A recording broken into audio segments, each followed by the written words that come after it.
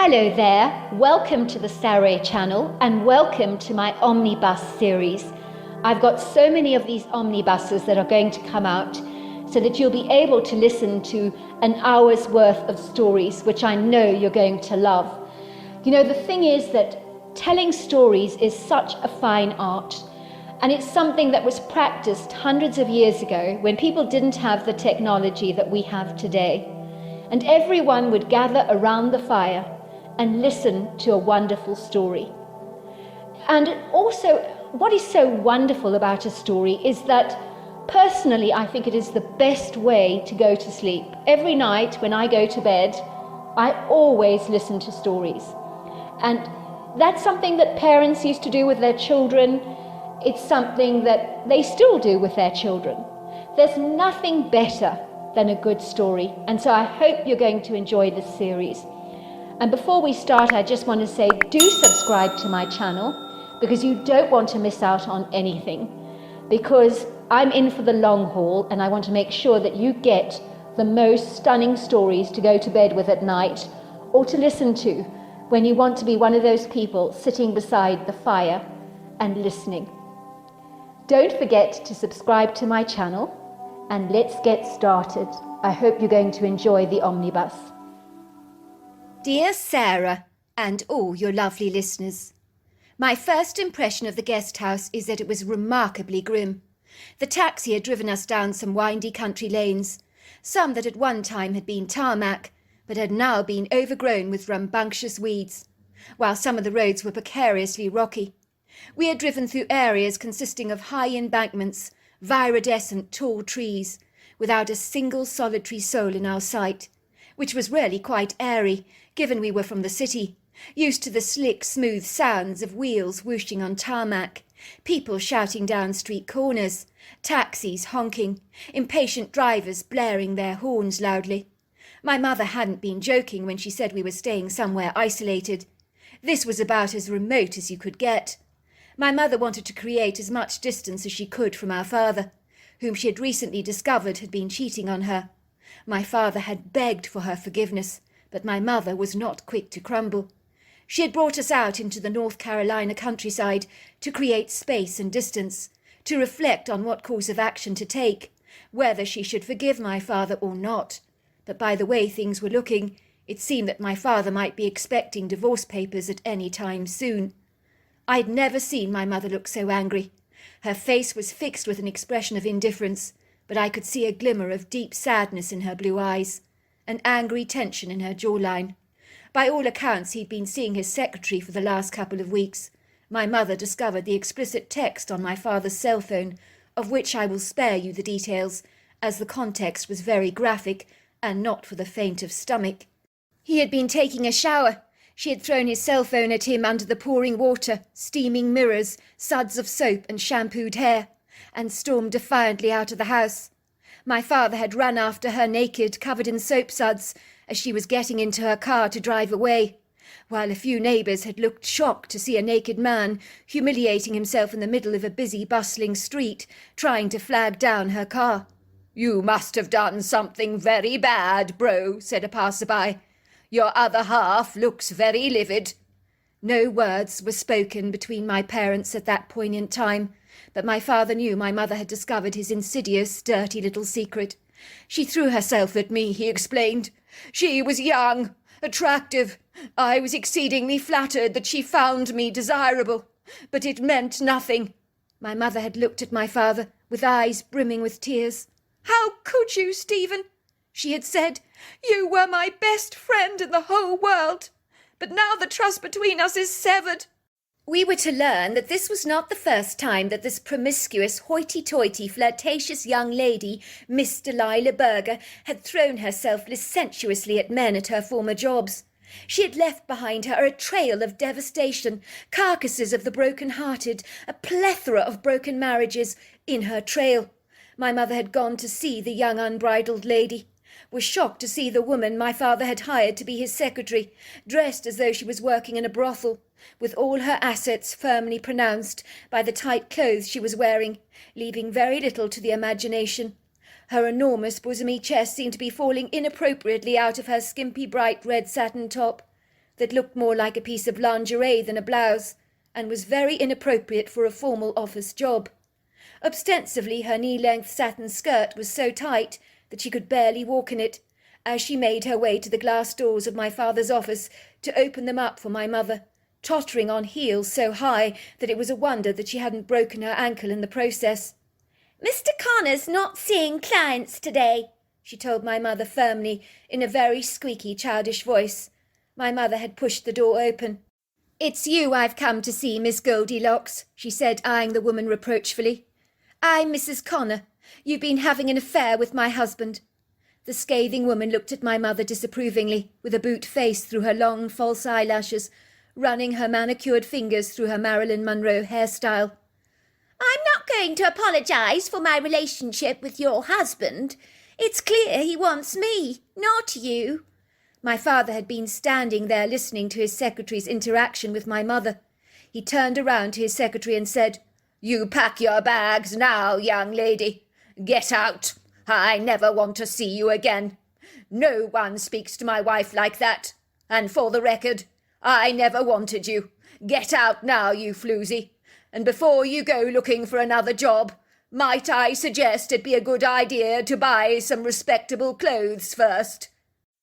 Despite everything, my mother couldn't get rid of those tormenting, harrowing pictures of her husband spending time with Delilah, and their steamy love affair, as short-lived as it may have been. Her husband's brutal betrayal had hurt her to the core, which was why I was standing right now here with my brother Bobby, staring at the most sinister-looking guest house that you could ever envisage. Everything about the place was spectrally menacing. Even my mother looked aghast as the taxi driver helped us remove the suitcases from the back of the boot. None of us expected the guest house to look exactly like this. It was very stylized, old Baroque, a Georgian square brick building, 3 stories high, painted in white with symmetrical windows, pale blue shutters, a florid entrance embellished with a grand archway, supported by very grandiose, ornamental, ostentatious-looking columns. There was an elaborate front yard that had been perfectly manicured, with hedges pruned into animal shapes. There was a bear, a wolf, an eagle, a horse, a lion. It sounds stunning, I know, but there was a greyness that hung over the place, a bleak, oppressive blackness that I couldn't explain. Haunting is the only word that springs to my mind. To all intents and purposes, on the brochure it had looked fabulously appealing, but staring at it face to face in the cold, hard light of day, something didn't feel right about this extravagantly ornamental rococo house. Although beautiful, it felt treacherous, dangerous, as if the house itself was staring at us with uncongenial eyes that left a shiver descending down my spine. "I don't like it," I whispered to my mother. "It's creepy, really creepy, even though it is beautiful." "Don't be ridiculous, Kate. You're talking nonsense," said my mother, putting a resolute, determined smile on her face. "We're going to have a perfectly wonderful time here. I know we are." But I could see by her ambiguous expression she didn't look entirely convinced as she paid off the taxi driver. The 3 of us made our way hesitantly to the grand front door. It was flung open by a woman wearing a velvety burgundy Georgian dress, which was astonishing to all 3 of us. It was adorned with a triangular front piece, and covered in bountiful rattan underskirts. Her grey hair was tightly gathered behind her head, pinned back in a neat knot. Her face was so white it almost looked ghost-like. Her eyes were a piercing blue, as if she was looking right through us, which made us feel distinctly unsettled. "Welcome," said the woman to us. "Welcome to Paisley Terrace. I will show you both to your rooms. Breakfast is served at 7, lunch at midday, dinner at 8 every evening." My mother looked surprised. "Is this not Highfield Place? Are you not Alice?" No, my name's Miss Mariette. You're Mrs. Connor, is that not right?" "Well, I got your booking, so you're at the right guest house, I assure you." "Oh, that is a relief," said my mother. "I was wondering." We were led through a grand arched entrance hall, with highly decorative ornamental scrolled ceilings, fabulous light fittings, gleaming oakwood polished floors that were so breathtakingly shiny that you could see your reflection on the surfaces, that were adorned with a plethora of elaborate-looking Persian rugs. She guided us up a very embellished wrought-iron sweeping staircase, Me and my brother were to share an elegant room painted in Wedgwood blue, with a central fireplace, an ornate marble mantel that was surrounded by porcelain blue tiles. There were 2 curlicued 4-poster walnut beds, covered in blue and white flowery quilted bedding that reminded me of fleur-de-lis designs, and an ornate walnut dresser with 2 matching bedstands with Wedgwood blue lamps. There was also a rococo over-elaborate light fitting dangling from the ceiling, a showy display of imitation candles in delicate glass cups. My mother's room was much like ours, painted in a bright sage green colour. The walls were pompously arrayed in vintage-looking oil paintings of prominent people in Georgian dress, and lots of gilded gold mirrors hung liberally all over the house. "I'll leave you to get unpacked," said the woman. "What does she look like?" I said to my mother. "She looks like she's trapped in a time warp. Maybe she thinks it's charming to dress in keeping with the house. I think it's quite sweet, really." I raised a cynical brow. "I don't know, Mum, but something's not right about this place. It feels so weird." "I agree with Kate," said my brother Douglas, wrinkling up his nose in distaste. "This place is seriously off-kilter. Something doesn't feel right about it. Have you noticed how cold it is in here? It shouldn't be this cold in summer. It feels like a fridge in this place. It's not normal." "Maybe Georgian houses are cold," my mother suggested, opening the window in our room, glancing out at the magnificent views. "Look at those spectacular views, sweethearts," she said. "You have to admit it. Whatever you may say about the house, the views out there are sensational. Just think about the fun you 2 are going to have exploring those wood groves together. There's so many trees. Everything is so green. I imagine there must be a lot of wildlife around here. You're going to have so much fun. Speaking of fun, why don't you go exploring once you've unpacked?" And that is what we did. My mother was right. When we were away from the house and ambling around in the woods, it was easy to forget the oppressive, suffocating feeling of the house. The woods were exquisite, a true sanctuary, with mature statuesque trees rising up into the sky like masterful skyscrapers, and the earthen floor covered in ferns and interesting-looking shrubs, while many of the branches were swathed in carpets of rich green velvety moss. That evening we ate a lavish dinner in the formal dining room. We discovered that even the guests staying at the house were attired in very flamboyant Georgian clothes, so we did feel that we stuck out like sore thumbs, wearing our casual jeans and sweaters which we wished we hadn't. Furthermore, I noticed we were receiving funny, snooty looks from the 2 formally attired male guests, sitting at the far end of the table. It was like they were more than a little perturbed and confounded by what I was wearing in particular, almost as if they couldn't fathom why I was wearing pants as I was a girl. I felt more than a little self-conscious. The men nodded to us politely, but never said a single word to us, but I listened to their conversations. All I can say is that these men did not speak like us at all. Their language and etiquette was flowery, as was their formal attire and appearance, with matching waistcoats, jackets and breeches, with brass buttons and Hessian boots. Not to mention the architecture of the home, which was equally as ornate. Perhaps everyone staying at this house was supposed to pretend to be Georgian, I thought. Were they all actors? Because if they were doing a dazzling performance. A very formal butler was wearing a black jacket, pants and a white shirt, served us a light chicken consommé for first course, which was then followed by a rabbit dish and a light sauce, accompanied by roasted potatoes and mixed vegetables. For dessert we were given peaches swathed in a raspberry sauce with clotted cream. It was delicious, but everything was served with the finest starched linen table napkins. Glasses sparkled and gleamed. The cutlery was ornate, in the finest silver. The table was lavishly adorned with huge silver candelabras and large arrangements of exquisite flowers. It was over the top in every sense of the word. That night, as me and my brother retired to bed, he reflected on the dinner we'd just had. "There's something very peculiar going on here, sis. Something's not right about this place. I feel as if we're caught in another time, as if we don't belong here. I promise you, it feels like those people are genuinely Georgian. They don't seem like actors to me. Did you see the way we were being looked at by everyone? Even the butler was giving us furtive sideways glances when we weren't looking.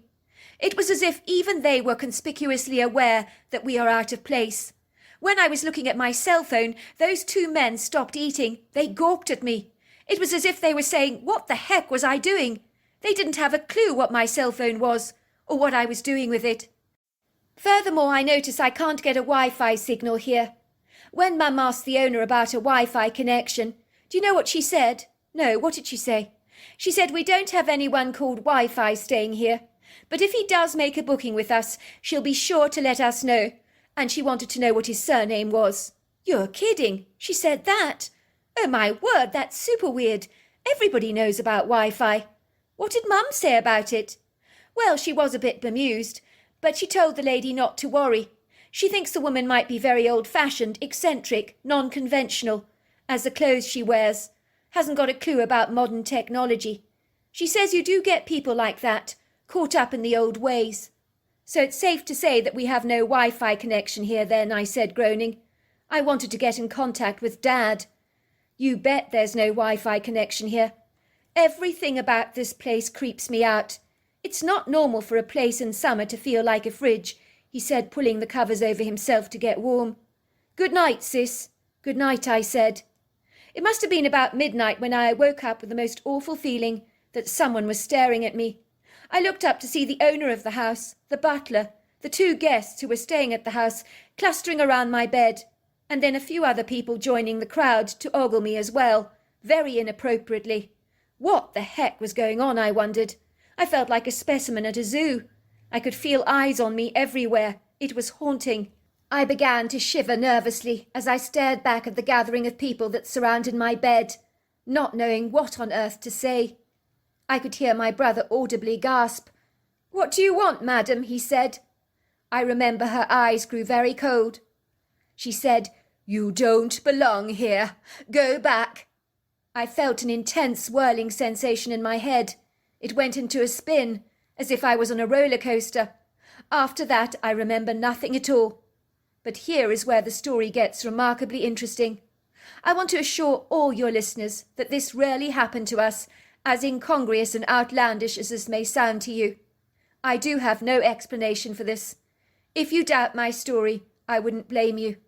If I was wearing your shoes, I would doubt my story too. But I assure you, everything happened as I am going to tell you now. The following morning I woke up in exactly the same Georgian house, but everything was remarkably different. The bed I was sleeping in was modern, covered in a white linen duvet cover. The bedroom had morphed into a modern contemporary design. The Wedgwood blue colour of the walls had dissipated. It was now white. And instead of ornate pictures on the wall, there were a couple of modern-looking David Hockney-style pictures. My brother sat up in his bed with an incredulous look on his face, as pleasing warm sunshine filtered into the room, as the icy coldness had been vanquished and swept away. He looked at me, rubbing his eyes and saying, What the heck happened? My mother burst into the room excitedly. You're never going to believe this, but everything here has changed. I went down to the breakfast room. The guests are all modern, wearing trendy clothes. The owner of the place, I've just spoken to her. She's not the same lady that was wearing the Victorian dress we saw yesterday. The most outlandish thing of all is she recognised me, asked me if I was enjoying my stay here. I asked her if this place was called Paisley Terrace. She said that this was an old guest house in the Georgian times, and it was called Paisley Terrace back then, but now it's called Highfield Place. Can you believe it, kids? Do you realise what I'm telling you? Something absolutely extraordinary has happened here. Something miraculous. I think we entered a time warp yesterday. I'm not sure how it happened. We're back in our time now. But for some reason, we were in Georgian times yesterday. My mother was giggling. I think less out of amusement, but more out of complete awe and wonder over what had transpired. How was this even possible? But how can that be, Mum? I asked. I've no idea, but I promise you this, it's true. Otherwise, why have all the Georgian people that we met vanished? The whole house is completely different now. Even those funny-shaped hedges in the courtyard have all gone. There aren't even hedges there anymore. This is the strangest thing that has ever happened to me. But you know what is even more incredulous? We are booked into this place. The owner remembers us arriving yesterday. How is that even possible? Were there doubles of us? Could we have been in two places at one time? How does that even happen? How can we explain this? But I don't understand. How's that even possible? I gasped. I don't know, sweetheart, but it happened. I've heard of this thing occurring before. A couple went to a bar once. The people they met were strange. It felt as if they were in another time. They drove away, and when they returned to look for the place, it no longer existed. I'll tell you something, sweethearts. We're not the first this has happened to, nor will we be the last. My mother was, of course, absolutely right. When we went down to breakfast, the guests were modern in every way, wearing jeans and sweatshirts like we were, happily tapping into their cell phones, clearly enjoying their stay at the guest house that was warm, sunny and airy, with no oppressive, menacing feeling whatsoever. The owner of the guest house looked rather frantic. "I'm worried about Nicholas Presley. Has anyone here seen him? He hasn't slept in his bed last night. His car is still parked in the driveway. I remember after dinner last night clearly that he said he was going for a stroll in the woodgrove to work off his dinner. But I don't think he returned. I'm worried about him. Something must have happened to him. I think I should call the police at once." "There's no need for that, Alice," said one of the men, addressing our hostess cordially. "Before we panic, I think we could all go into the woodgrove and look for him. Maybe he had a fall or something." "All the more reason to call the police," said Alice, firmly reaching for the cell phone in the pocket of her jeans. "Wait a moment," said Peter, one of the guests who was staying at Highfield Place. "I think let's go looking for the man first before we start panicking and overreacting. He may have made his bed very briskly this morning, gone for a quick walk, chose to miss breakfast. Peter's right. He may have returned last night. He could have taken a morning hike and made his own bed. I don't think we should be panicking right now."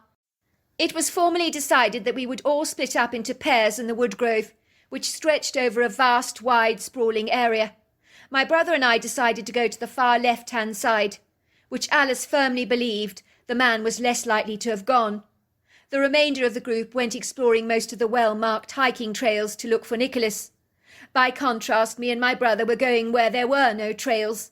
In truth, we just thought we were going to have a fabulously enjoyable amble in the forest. We had learnt there was a pretty babbling creek there. Although we feigned that we would look for the missing man, our primary focus was enjoying ourselves.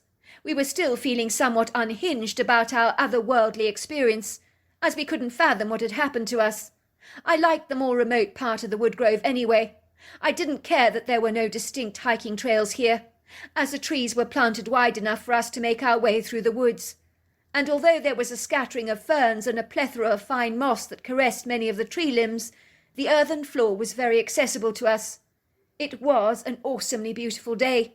The sun filtered through the canopy, bespeckling the grove in a soft ethereal light. We discerned a couple of woodpeckers with their distinct red heads tapping the bark of the trees. We also observed a dozen cedar waxwings, a hermit thrush and some warblers. It seemed we had bumped into a plethora of bird life. The woods were filled with their pretty chirping birdsong, trills, warbles and taps. My brother used a system of yellow ribbons on the trees, so we could find our way back very easily. It was a trick my father had taught us on previous camping trips. It had worked marvellously well for us, so we were never without our ribbons. The woodgrove was full of an abundance of different trees, from loblolly pines to red maples, sweet gums, hickories, oaks, cypress and Bradford pear trees. The trees were so graceful, mature, magnificent, as there are no words to describe the ambience of this forest. It was so magical. I would be almost open to believing in the stories of the fae, elves and goblins, as if they were true. It was so fairy tale-like. Finally, we came across a pretty little enchanting babbling creek. We sat down on the hilly embankment, throwing stones into the water, completely forgetting about our mission to look for the missing man called Nicholas. All of a sudden we heard this drumming sound. There are no words to describe it to you, but it sounded outer-worldly, like someone was playing drums in the woodgrove. So we ran towards the sound, curious about what we might find. And this is when things got exceedingly bizarre. My sister and I saw a Bigfoot. Now we were in no doubt of what we were seeing, as over the years the subject of Bigfoot has gained much publicity. The creature was behaving very strangely. I'm glad to say it had not noticed us at all, but it was bending over this hedgerow and pulling at something. The creature was a giant in size, width and girth, covered in long flowing hair, but his appearance was much more in line with a hairy man than that of an ape. I think the only ape-like influences to his appearance were his overlong arms. The creature was built like a giant man, with the most gargantuan chest I've ever seen, along with the hugest shoulders. Imagine our amazement when we discovered he was pulling something up from the hedgerow with his arms. It was a man. Could this be the missing man, Nicholas Presley, whom everyone was looking for? We suspected as much. But the Bigfoot was guiding this man through the woods. We followed cautiously behind, hoping not to be observed or spotted by the creature. He then pointed towards the Georgian house. The man nodded at him and walked towards the house, while the Bigfoot moved away. But he quickly found us, cowering behind a tree, looking up at him with terrified eyes. The Bigfoot looked at us with a deep-set pair of dark eyes that were filled with kindness and sparkled with humour. It was like he was saying, "I knew you were there all along." And he did the most incredulous thing. He tapped me on the back in a gesture of friendliness, as if to give us an encouraging nudge. And then he glided away. I was nonplussed. Me and my brother cautiously made our way back to the guest house. Alice came running out of the front door. "Nicholas Presley! Where the heck have you been? We've been worried out of our minds about you. Everybody is out there doing a search for you." "If I tell you what happened to me, you're not going to believe it. I'm not sure I do myself. I'm still trying to get my head around things. I'm very confused." "Well, come inside, Nicholas. Have some coffee. I just need to call the others to let them know you've been found. Everybody's still searching for you in the woodgrove." Everybody was so delighted to hear that Nicholas was all right. They came hurriedly back to the house, delighted to see that Nicholas had returned and was safe and well, if not a little disorientated and rather confused. "We've been exceedingly worried about you, bro. We've been looking for you everywhere. We're so glad you're all right." "He said something weird happened to him in the woodgrove," said Alice. "We're all ears, Nicholas. Tell us what happened. You look flustered." "I'm not sure you're going to believe my story. In truth, I'm not sure I believe it myself. But I promise you it happened. But I have no way of explaining it to you." "Try us," said Alice. "I'm sure we've got open minds." "Well, you're going to need exceedingly big open minds for what I'm going to tell you. Even a complete paradigm shift. Last night I went into the woodgrove for an after-dinner walk. I thought I was going to take the usual walking trail. Then I decided to be a little bit more adventurous, to take the road less travelled, shall we say." "Well, that wasn't a good idea. You could have easily got lost. The kids here went that way this morning looking for you, but they marked the trees with yellow ribbons so they didn't get lost. It's easy to get lost there." "Well, I went for my usual walk, but when I returned to the guest house, it was all very different. For a start, the yard was different. There were bushes in front of the house, shaped into animals. There was a bear, there was a horse. It seemed rather menacing. When I opened the door and walked into the house, a strange woman stopped me in my tracks. She was wearing Georgian dress. She asked me who I was, what I was doing wandering around in her house. She told me her name was Mrs. Mariette. She didn't have me registered to stay there. I said, 'Is this not Highfield?' She says no, that it was Paisley Terrace, that I wasn't the first person to get my wires crossed, thinking that the place was called Highfield, but no, it was called Paisley Terrace." Alice gasped. This place used to be called Paisley Terrace. It was a guest house in the Georgian times, as it is now. The woman who ran this place was called Mrs. Mariette. I've got some drawings. Hold on a second." She returned moments later with a few black and white drawings done of Paisley Terrace and Mrs. Mariette. "Is this whom you saw?" she asked Nicholas. Nicholas looked stunned. "That is her! Those hedges in front of the house, that's what they looked like." Everybody looked completely befuddled. "I've heard of things like this happening before," said Peter. "I think you got caught up in a glitch in time. Our world is not what we think it is. Time is not what we think it is. I've heard of people who claim to have travelled into the past. That clearly happened to you." "So what did Mrs. Mariette say to you?" asked Alice. "She told me to leave at once. I was not one of her listed guests. Everyone was staring at me, as if they thought I looked peculiarly strange. But they were the ones that looked weird to me, as they were all dressed in very lavish Georgian clothes. I thought I was going mad. I left the house, and that was when I encountered a Bigfoot. So things went from the incredulous to the exceedingly bizarre. I truly thought I was losing my mind, or my grip on reality. I was questioning my own sanity. You encountered a Bigfoot on top of this? That's right, I did. The creature was enormous. He looked at me. He spoke to me telepathically, indicated for me to follow him. He said to me, "You're in the wrong time. I'll take you back. Follow me." He was very scary and intimidating looking, but so nice to me that I instinctively followed him. I knew I could trust him. The next thing, I entered this place in the wood where everything began to whirl and spin. It was as if I was on a roller coaster with a loud drumming sound. It was like that. Then the Bigfoot reached out his arm and pulled me out of this hedgerow and indicated for me to follow him. And here I am back in our time. Now I ask you, how the heck did that happen? Your story is incredibly weird, but I'll tell you this, I have heard people can look at a Bigfoot and it will disappear in front of their eyes. They don't know where it's gone. Maybe they have the ability to slip through portals and glitches in our time. Who knows? I've never seen a Bigfoot myself, but we definitely have them around here because I've seen big footsteps by the creek.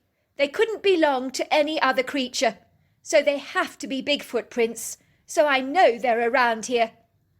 Everything Nicholas is saying is true, I burst in. We also went into another time. Me and my brother witnessed Nicholas being pulled out of the hedgerow in the woodgrove. We saw the Bigfoot directing Nicholas safely back to this place, so he's not making any of this stuff up. Everybody looked bewildered. They couldn't believe that Nicholas's story was actually true. But me, my brother and mother knew that it was. We'd been back in time. We'd also witnessed the Bigfoot. To cut a long story short, me and my brother searched for the Bigfoot again, but we found him not. We were desirous to go back in time as well. We knew we would do things differently if we did. We would speak to the guests, ask our host about their lives. I only regret that we got a glimpse, as now I want so much more. But the chances of such an anomalous event happening to us again are as remote as winning the lottery for us. Needless to say, we had a fabulous time at the guest house, and on the very last day of our visit, my father's truck drove up the drive. He had a big beam on his face and the hugest bouquet of flowers for my mother. It was like watching a love story, as my mother and father ran into each other's arms and embraced. I think my mother wanted to be angry, but she couldn't help herself. She'd missed my dad dreadfully. "I've been a bloody fool, sweetheart. Will you forgive me? What the hell was the matter with me? I hate myself for what I did. I think I wanted my ego stroking, to have a young woman telling me that I still had the je ne sais quoi thing. But you're my world, sweetheart. If I lost you, I would lose my very heartbeat. I've missed you all so desperately much. Please forgive me." "Please forgive him, Mum," I begged. "I know what he did was inexcusable, but Dad loves the bones of you. He made a stupid mistake. He won't ever do it again." My mother looked at my father adoringly, her eyes filling with tears. "Do you have any idea what you did to me, cheating on me with that girl? You made me feel like a flower that had wilted, lost her beauty, was no longer desirable. You made me feel worthless and insignificant, as if I was faded, old and unattractive, and you were replacing me for a younger, more vibrant model." My father took my mother's chin with his hands and drew her face up to his. "Now you listen to me, woman. You listen hard. You listen well. This was never about you. It was about me, my own insecurities, my ego, my need for validation. You are more beautiful than any woman I have ever known. Every year you grow more beautiful in my eyes. Nothing has faded in our relationship. Everything sparkles and shines and gleams. You are the jewel of my life. I love everything about you. That girl, there was nothing beautiful about her. Everything about her was fake. And that voice of hers, that voice, it was like a scratchy record. But why did you do it? Wasn't I enough? You're more than enough, my darling. You're everything. You're my world. You have my word that I will never do this again. Am I forgiven?" My mother melted into my father's arms. I knew that everything was going to be all right again. but my father would have to be doing a lot of making up to her. We told our father our strange story, and dear listener, I wish I could understand what happened to us, why Bigfoot was connected to this time warp, or at least an understanding of what happened. But I will say one thing with crystal clear certainty. Our world is not what we think it is. I've recently done some research and have discovered people have claimed to go back in time on military projects. I don't believe they're lying about this, as I know what happened to us was very definitely real. So there you are. That's my story. Dear Sarah, and all your lovely listeners. The year was 1982. It had been freezing cold earlier on in the day, chilling bone to marrow. As high up in the mountains at over 7,200 feet, it could get terribly cold, with bitter blue sky, crisp snapping winds. But later on in the day, the temperature would invariably change just as quickly. You could be abandoning your heavy coat for some cool summer clothes just as easily. It was something we had got used to living in Estes Park, north central Colorado, but I never ever wearied of it. It was like the weather was a grumpy old man with a contrary personality, drifting from an icy mood to more sober, then to cheerful and sunny disposition, when the thin shafts of crystal sunlight would sparkle across the valley in a glorious golden glaze. My mother was driving back with me from a shopping trip in Denver, 70 miles from Estes Park, on the long, curved asphalt road that hugged many of the cliffs of the tumultuous angular terrain, on the windy way back home, where some of the roads were like crooked fingers. I remember we'd been listening to Madonna's greatest hits. My mother loved Madonna, fancied herself as a little bit of a look-alike, with her chiselled cheekbones, inky blue eyes, straight nose, and very feminine jawline, along with her wide lips that were always painted with a bright red lipstick, not to mention her whiter-than-white porcelain fair skin. She even wore her bottle blonde hair in a Marilyn Monroe hairstyle. I was excited as my mother had spoilt me rotten on our shopping trip, as in our local town we didn't have the vast amount of shopping opportunities that you have in Denver. When we would paint the town red, buying lots of lovely clothes, she would always take me to the Milky Lane afterwards to have a double thick chocolate milkshake, as shopping is thirsty business, I can assure you of that. On this occasion she brought me a fluffy pink coat. I simply loved it. It was like a fox coat, only it was fake. Every young girl's perfect dream. My mother was tapping the steering wheel with her perfectly pink long lacquered nails, singing in time to Madonna's voice, "It's a cool, cool summer," in her flashy pink sports car, while the gusts of winds blew back our hair. She hit the gas pedal, pressing her feet a little too enthusiastically on the accelerator, where moments later, as if on cue, we were pulled over by the police, with sirens blazing and flashing blue lights. What was it this time? I sighed, as the officer walked over to the car with a grim look on his face. My mother adjusted her large sunglasses and peered at the officer flirtatiously through thick black false eyelashes. "Hello, officer," she said, turning up the charm on her voice like the volume of your remote control, her musical voice lifting in a cheeky, flirtatious drawl. "Is there a problem, officer?" "Ma'am, you've been speeding." "Oh, I'm so sorry, officer," she said, purring gently. "I didn't mean to. Will you let me off just this once?" "And who do we have here? Who is this lovely young lady?" asked the officer, peering in at me, giving me a bright, sunny smile. "This is my daughter." "Hello, officer," I said. "Hello, little girl. What's your name?" "Hazel." "Very nice name, Hazel. What do you think your husband would think of you driving so recklessly, ma'am? Especially with your daughter here in the front seat." "The name's Rachel," said my mother. "For the record, officer, I'm divorced." "I'll let you off just this once," said the officer, giving me a wink. "We'll let your mother off, shall we, Hazel?" I nodded.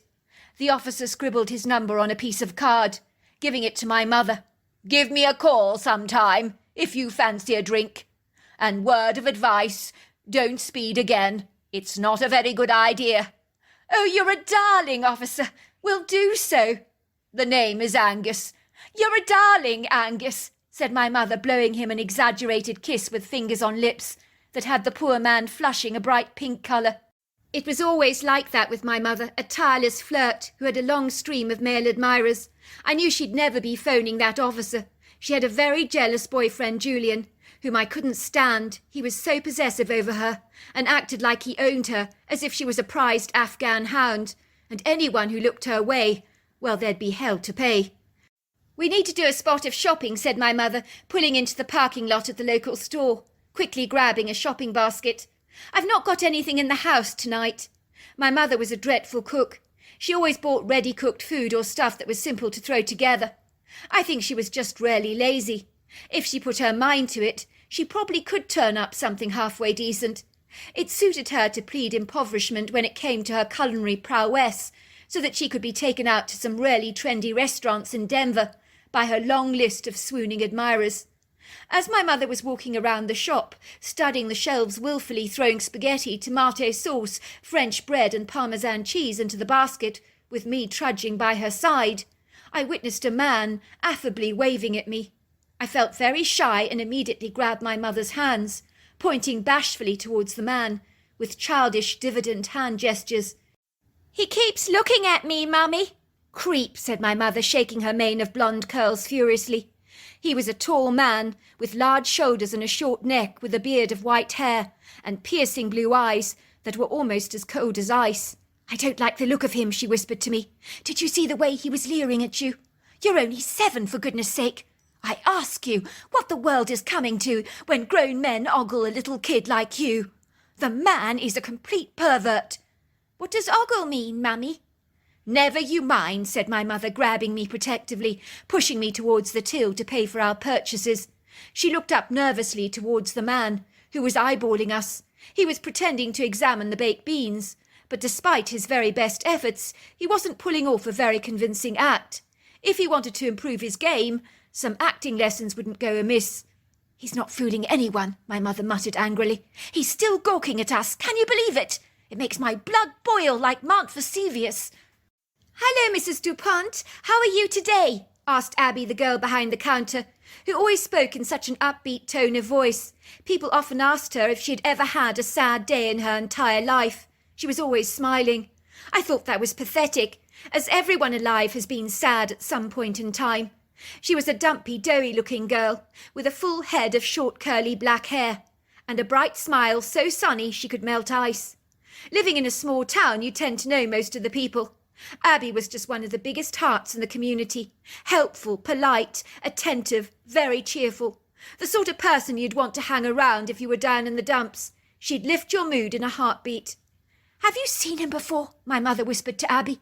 "You see that rubberneck over there, with the white beard, the heartless blue eyes, pretending to look at the baked beans? Do you know who he is?" "Can't say I do, Mrs. DuPont. Why? Is he giving you the evil eye?" "It's not me I'm concerned about. He keeps looking at Hazel with that hungry, carnivorous look. You know what I mean? His sort give me the heebie-jeebies." Abby nodded. "Some people are seriously sick, Mrs. DuPont." My mother grabbed the paper bags of shopping, hauling them quickly into the trunk. "Get into the car, Hazel. We're out of here pronto.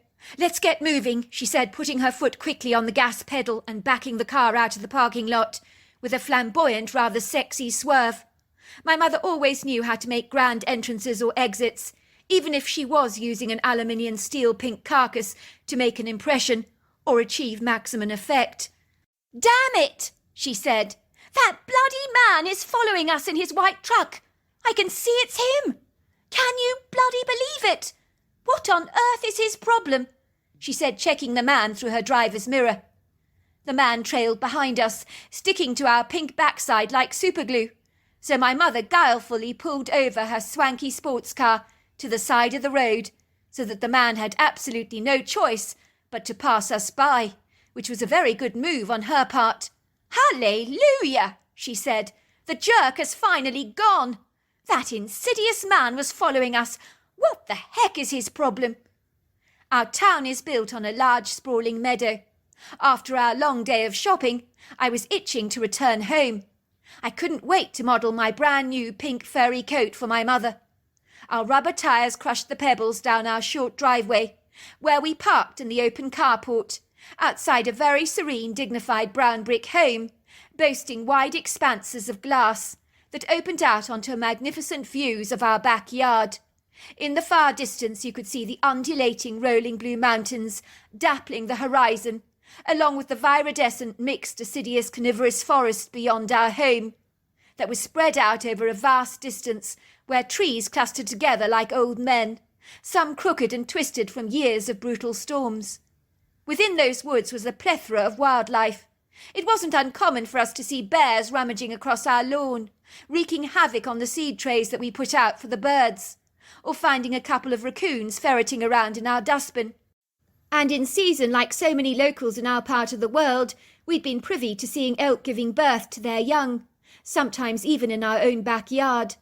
As I expected, no sooner had we arrived home, I could see Julian's motorbike parked in our driveway. The man was attired in a black tight leather pair of pants, with his custom-made black jacket. He got off his bike, lifting his oversized helmet off his head. He was a slim man with long lanky legs, sleek black hair swept up in a funky hairstyle, a square jawline, and very muddy brown eyes that were deep-set and slitty, rather reminiscent of a bull terrier. I sighed. I hated it when my mother's boyfriend was around, as my mother flirted with him assiduously. I always had to relocate habitually to my bedroom to avoid becoming the embarrassing spare part. I was mindfully aware of the awkwardness of these expeditious romantic liaisons with my mother's amorous boyfriend, who had the explorative inquiring hands of an octopus that were wandering everywhere, as if my mother was a road map. "How's your day been, Rachel?" he asked, giving her a big soppy wet kiss on her lips. I turned around in disgust. I hated seeing this man get sedulously all touchy-feely with my mother. "Well, it was good, until we went to the store. Some weirdo was gawking at Hazel in a very injudicious, inappropriate way. He had that awful look about him." "You're sure he wasn't looking at you?" said Julian, putting his arms around my mother. "Absolutely not. He was looking at Hazel." "If I'd seen him, I would have throttled him. The man must be seriously warped." "Mummy nearly got fined today," I piped, "but the policeman let her off. He gave her his card. He wants her to have drinks with him, doesn't he, Mummy?" Julian went green at the gills. "Does he now? Is this true, Rachel? Were you flirting with a copper?" "If needs must," said my mother, giving me a cheeky wink, while Julian had opened her handbag to uncover the card, which he wilfully shed into hundreds of pieces. See what I mean by jealous? I loved seeing the tension in his face when he got his feathers ruffled. He looked like a bull terrier that wanted to lash out. For some reason I liked turning up the heat, making the poor man sweat. The next morning 2 of the neighbours' kids joined me to play hide-and-seek with them, Janice and her brother Edward, whom I would play with regularly. They were very nice kids. We hung around together most of the time. During the course of our game I was hiding behind a tree, wearing my long white cotton socks framed by pretty frills, and a velvety pink dress. I was giggling. As I was saying, I was about 7 years old at the time. My long blonde hair was tied up in pigtails with pink ribbons. It appeared that silly old Edward, who loved to complicate things, was looking in all the difficult, obscure places to find me, leaving behind the more straightforward areas. He was battling to find me. I found that highly amusing. It made me laugh. I always believed hiding in the simple places was so much easier. That was when I saw the strange man that I'd seen in the supermarket for a second time. He was hiding behind the tree, surreptitiously moving towards me, his tall body crouched over to make himself less conspicuous, possibly less intimidating, and more approachable for me. I was surprised to see him. I knew my mother didn't like him at all. He put his fingers on his lips and went, "Shh, shh." He was creeping towards me, turning his full head of white hair to the left and right, furtively checking that no one else was around. He reminded me of my grandfather, with a white beard, penetrating, searing blue eyes. He spoke in a strange accent. "Hello, little girl. What is your name?" I put my finger in my mouth nervously, chewing my fingernails awkwardly. "My name's Hazel." "That's a very pretty name, Hazel, for a very pretty girl. My name is Stefan. I have a lovely present for you." He handed me a china doll. I gasped in astonishment. I'd always dreamed of a china doll. This was a beautiful doll with wide blue eyes, long curly auburn hair, dressed in a pretty pink dress lined with lace, and on her china leg she was wearing lacy pantaloons. She was absolutely gorgeous. I'd never seen such a bedazzling doll before. I stared at it, with blue eyes growing wide with wondrous awe. "I'm friends with Father Christmas in the North Pole. Father Christmas says that Hazel has been a very good girl, that he wanted to send you a gift before Christmas. She is so very special, he says." "Father Christmas told you to say that?" I asked excitedly. "Did he get the milk I left out for him last Christmas with the cinnamon cookies?" "Oh, yes, he did.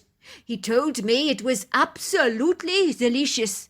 It's thirsty work climbing down chimneys, I assure you, Hazel." I looked at the china doll he handed me.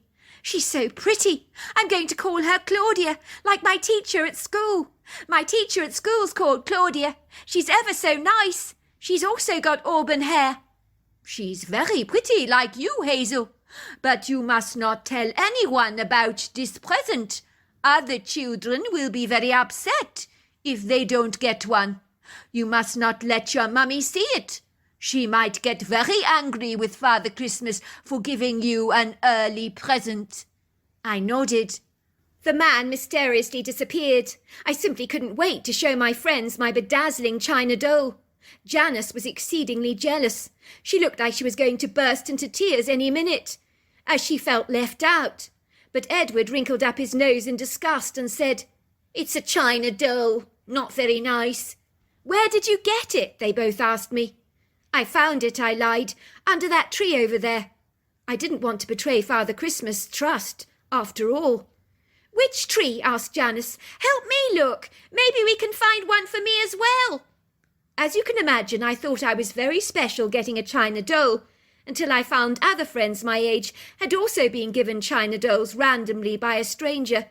Katie Perkins told me that while she was playing on her bicycle outside her home, a man had stopped in his truck, called her over to his window. He had asked her what her name was. "It's Katie Perkins," she told him. "Oh," he had said, "I have a special delivery for Katie Perkins from the North Pole. Father Christmas forgot to deliver you this extra present last year. He apologizes profusely for the delay. I'm his helper. My name is Stefan." Katie had been so excited, she told me how special she felt about getting the china doll, as Father Christmas had singled her out for favour. I didn't tell her about mine, but I was beginning to feel significantly less special. Then my friend Gretchen Montague also received a china doll outside the school gate, when her mother was about to collect her from school. Once again it was given to her by a strange man called Stefan, with a similar story. I was beginning to think that Father Christmas was favouring everyone with china dolls. It really upset me greatly. I didn't feel quite so special any more. One day when I was playing in the yard, I saw Stefan again. He indicated for me to come over to him. This time he gave me a big bag of sweets, compliments of Father Christmas. I took them away happily from him.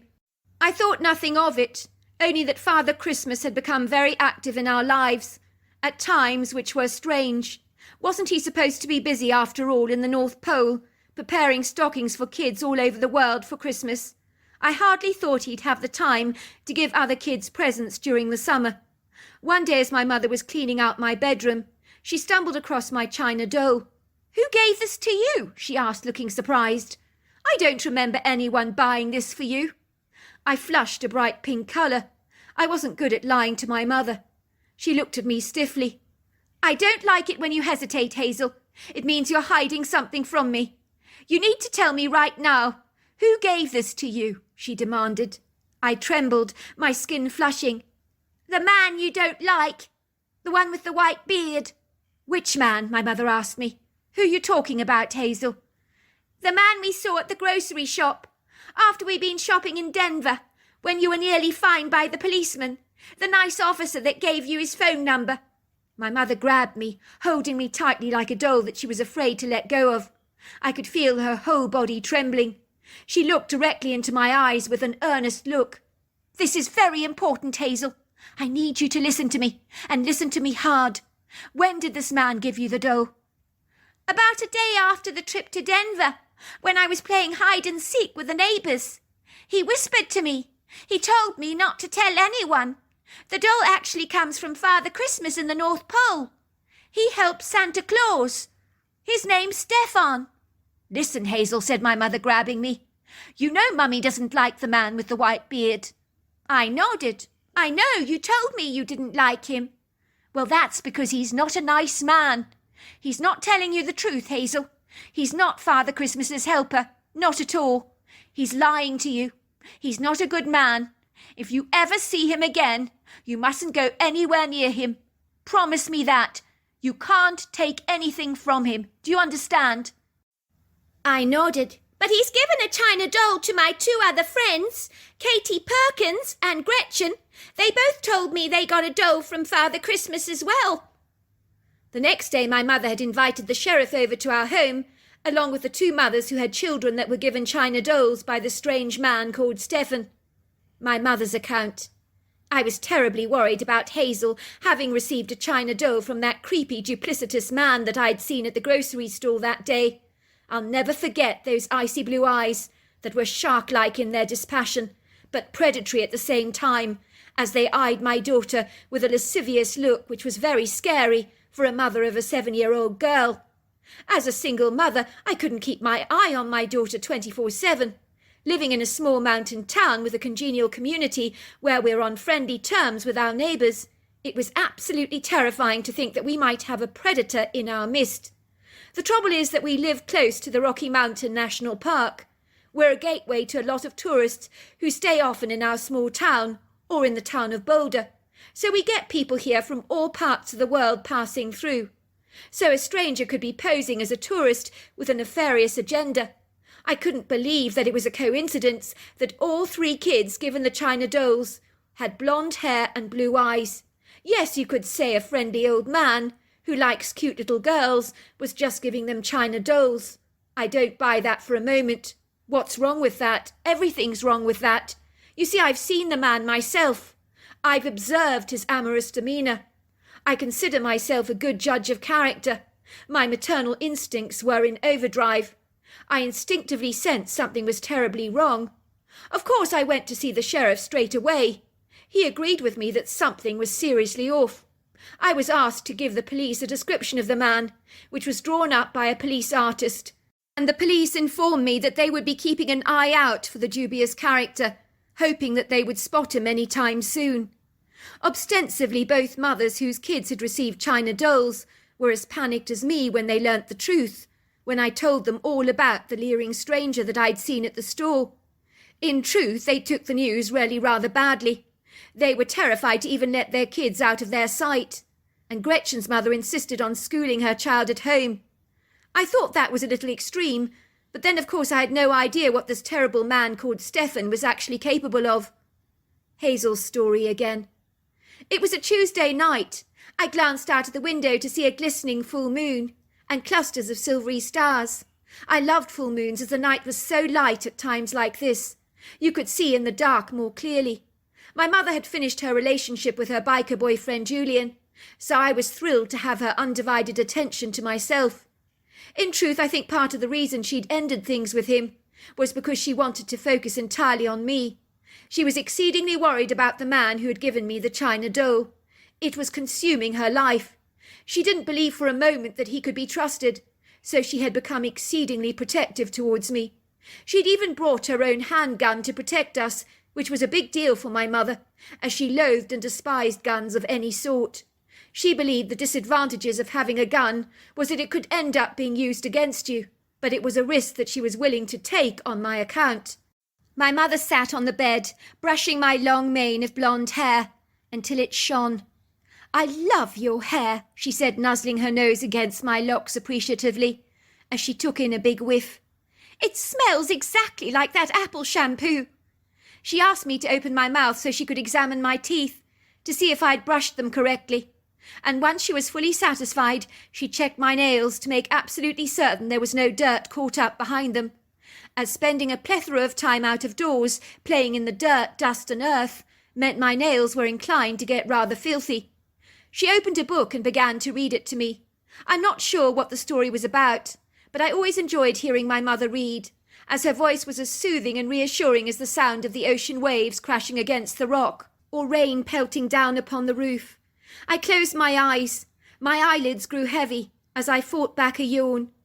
"A little more, Mummy," I begged, even though I'd lost the gist of the story. And like a boat sailing out at sea, I was drifting off to the world of my dreams. "Sorry, sweetheart, but it's beddy byes now.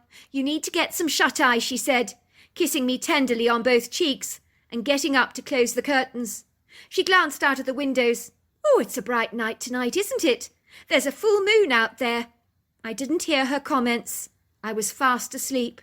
My mother's account. I was awoken in the middle of the night to this unfamiliar rustling sound that grabbed my attention immediately, as it was a sound that was completely out of place to my ears. I wasn't certain what it was, so I swiftly put on my slippers, tiptoeing down our entrance hall very, very quietly.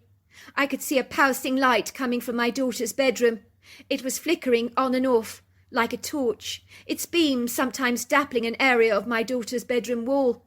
There was a rank medical smell in the air, one I wasn't well acquainted with, that rather reminded me of hospitals.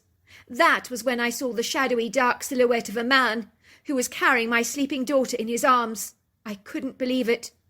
It was all I could do not to scream at the top of my lungs, but I wisely held my tongue, for I didn't want this man to know that I'd seen him. There are no words to describe a mother's dismay when you're witnessing your own child's abduction, for the scene unfolding before my eyes seemed surreal. I thought for a moment that I had to be dreaming. A chill descended over my body, as a numbing coldness swept over me like a deep Antarctic freeze, while a thick foggy curtain of bitter nausea transcended at the back of my throat. I had to stop him, but I didn't have my gun with me. What was I to do? I began to physically panic, as my mind was whirling with a kaleidoscope of thoughts that I tried to grab, but they eluded me like a bird on the wind. I couldn't even think straight. I was as jumpy as a Springer Spaniel, as disorientated as a confused pigeon. I quickly tiptoed back to the bedroom to get my gun, my fingers trembling as I held the cold metal in my hand and felt the hefty weight of the gun. Was I really going to do this? I tiptoed along the passageway, following the flickering light of the torch. I could see the man had managed to prise open the back door, possibly using a skeleton key. I couldn't be sure. I now wished I'd stepped up security measures in my home, like Gretchen's wise mother had done, as buying a gun had not been enough. I didn't trust myself in being able to use it effectively, but I had no choice in the matter. I'd have to use it to get my daughter back from this man. I could not shilly-shally around by calling the police. That would be wasting time. I had absolutely no time to lose. Time was of the essence. It was vital. I needed to shoot this man, and shoot him now. I needed to do it quickly, with the benefit of not even being seen. I could see he was armed with a fierce revolver that was clasped in his hand, while he was still carrying my daughter. It made my gun look like a kiddie's toy. Shoot him, my mind was screaming, but he was carrying my daughter. What if I accidentally shot her by mistake, or my bullet ricocheted? I wasn't even a good shot. I could see he was stumbling towards the woods, carrying my sleeping daughter in his arms, who looked completely drugged. I knew why he was accessing this route. He was taking cautious measures not to be seen. There was a hiking trail behind our home that led to a remote back road. He was covering his tracks to ensure he was not observed. It was cunning and very clever. I ran after him quietly in my white nightdress, with my slippers, trying to be as discreet as I possibly could. There was a gentle wind blowing, lifting my hair annoyingly into my eyes, while my nightdress blew backwards and forwards like a large white boat sail on a stormy, tempestuous sea. The mixed variety of trees, from Douglas firs to spruces, oaks and chokecherries, moved their limbs in the wind like angry fists hammering the night sky. The woodgrove seemed menacing. The normal sounds of the night had been confiscated by the hostile ambience that demanded that the cheerful sounds that bring us reassurance could not be played. So the crickets, frogs, and even the sounds of a distant coyote had been vanquished from this evening's scheduled chorus. The trees swaggered in the breeze like drunken sailors, while the soft beams of moonlight filtered through the forest canopy, something that I was ever grateful for, as it helped me to see where I was going. I ran up behind the stranger cautiously, my heart thundering in my ears, my eyes almost choking with tears. My heart felt as if it had been squeezed tightly by a powerful fist. I was so utterly filled with terror. I could barely breathe. I was going to have to shoot this man, but the idea of pulling the trigger terrified the life out of me. But I would do anything in the world to save my child, even if it meant shooting this man at point-blank range, burying him under the forest floor. I would do absolutely anything to save my kid. Anything, even if it was outside the law. This was self-defense, surely. That was when I suddenly saw the anomalous creature gliding through the trees, the likes of such that I've never seen before. She stopped for a moment as she saw me, noting the anguished expression upon my face. I'm in no doubt she could sense my terror. She seemed to have tuned in to my frequency, appeared to be on high alert, like a dog whose ears have pricked up to a strange sound. I had absolutely no idea who or what she was, but she looked at me with a vigilant, circumspect, deep-set pair of dark eyes that were razor-sharp and heedful like a centurion on duty. It was all I could do to point at the man running ahead of me with a desperate, pleading expression upon my face. In my mind, I was begging the creature to help me. If anyone could help me, it was her. She was powerful, big, lofty, majestic, courageous, very, very strong. About 8 foot tall, 700 pounds, built like an army tank. What more could I ask for to help me? The creature's body stiffened, her jaw tightened, as her dark, prudent eyes fixed on the man. She then glided towards him with the efficient speed and grace of a cheetah. The man turned around as he heard the ground thundering behind him, as the horrifying, discomposing sound of a deep, low, guttural growl filtered through the valley. The creature pulled back her lips until her growl turned into a pugnacious, bellicose roar. The man's eyes grew round with terror. His fingers started to twitch awkwardly. He tried to access the trigger of his gun. The intransigent creature pushed back the man. He rolled on his back with my daughter on top of him. She gently pushed my daughter to one side. Then she sat on the man, pressing her powerful buttocks upon his chest. She began bouncing on him like a deflating rubber beach ball. As ribs cracked, the air was expunged from his lungs. He groaned. Then it was over for him, as a few more heavy pounding bounces from this powerful creature was equivalent to a bulldozer running over him, or a very powerful pestle crushing spices in a mortar. He lay there on the ground, his life now extinct, while a white substance drooled down his chin. His eyes were glazed over like a dead fish. I recognized the man instantly. It was the man with the full white beard, who had been ogling my daughter at the grocery store. I ran hurriedly towards my daughter. She was fast asleep, wrapped up in a blanket.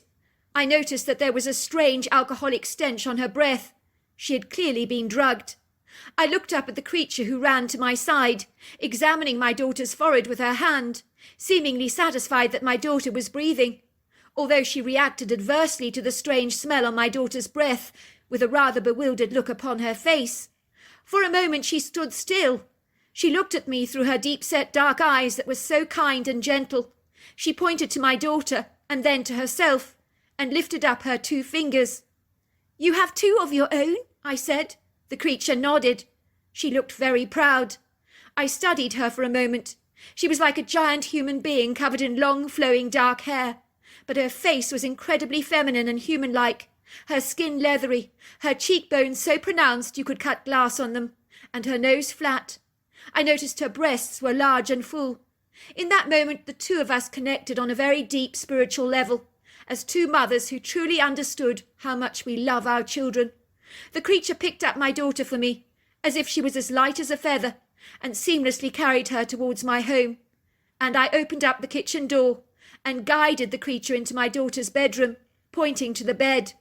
She placed my sleeping child in her bed, and I ran into her arms and gave her a hug. "Thank you," I said, my wet tears now dampening the creature's hair. I noticed she smelt deliciously of petrichor, the earth after it rains, one of my all-time favourite smells. I felt so tiny and fragile in her arms, like a china doll. The creature seemed surprised but pleased by my effusive display of gratitude. She patted my back tenderly. Finally she moved through the bedroom, ambling gracefully down the passageway with me following behind her. She stopped for a moment to examine my large purple amethyst on the hallway table. She ran her hands over it with an expression of awe on her face, as if to say, "Oh my goodness, it's so beautiful." I didn't hesitate to hand it to her. It was a huge stone, but in her hands it looked quite small. The creature's face lit up with such joy. She let out a thrilled whoop, and then I watched her as she glided out of my kitchen through the backyard into the woodgrove, carrying the precious gem. I thought it was interesting how her eyes were in awe of a natural wonder of nature, and not any of the material stuff we tend to accumulate. I decided to let sleeping dogs lie. After all, what else could I do? I didn't know how on earth I would explain the dead body in the woods to the police, so I said nothing about it at all, as I wanted to protect the strange creature that had rescued my daughter from any kind of harm that I now know is a Bigfoot. The police contacted me, informing me that the foreign man whom had been grooming my daughter by giving her a china doll had been found dead in the woodgrove behind my property, having been trampled by a very powerful wild animal, possibly a bear. "You are very lucky, ma'am. I think he was planning to abduct your daughter last night. His truck was found on the remote dirt road. It was discovered that he was an Eastern European tourist who's been renting out a house in the area, and it was found that he had drawers in his home full of inappropriate obscene material concerning kids and hundreds of china dolls. Not a good man by any manner of means. I'm glad to tell you that my daughter has no recall of this event. I chose to keep my lips sealed about what really happened that night, and of course my unlikely meeting with a spectacular anomalous creature I now know to be a Bigfoot. So there you are. That's my story. Wow, what an incredible story. Dear Sarah, and all your lovely listeners. I pressed down the accelerator, listening to some country music on the radio with Tim McGraw singing What Room Was the Holiday In, as I made my way quickly to my cleaning job. The mansion I was heading to was spectacular in every way.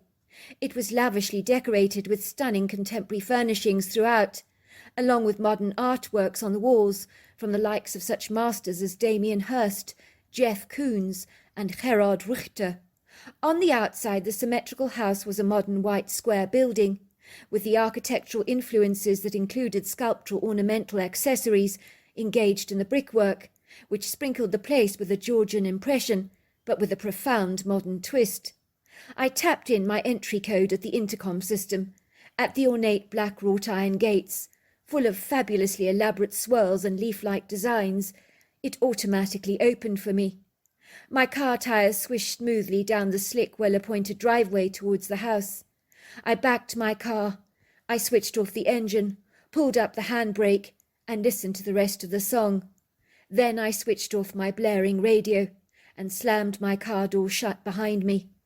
I retreated to my trunk, pulling out my cleaning basket, and I began to cross the well-appointed, rather grandiose yard, with its high infusions of white roses framed by hedges of lavender, along with a formal checkerboard display of alternating ornamental white stones, terracotta tiles, and a creeping ground cover, with clusters of miniature purple flowers.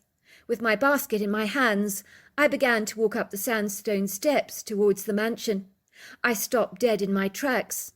I saw the young woman I worked for, Mrs. Spanarson, sitting on the top step outside the grandiose walnut front door. She was staring vacantly into space like a gog-eyed goldfish. She didn't even notice me as I neared my hesitant approach. She seemed so lost in a world of her own. I felt sure I would almost be intrusive, invading her space, but her demeanour prickled my antennae. I realised something was terribly wrong with her. My walking pace increased its urgency as I darted towards the young woman, who was dressed still in her flowering pyjamas, while her flattened blonde hair clung to her head in a messy, dishevelled heap. "Are you all right, Mrs. Spanarson?" I asked. "Are you all right?" The woman was behaving exceedingly weird, as if she was almost locked up in a trance-like state.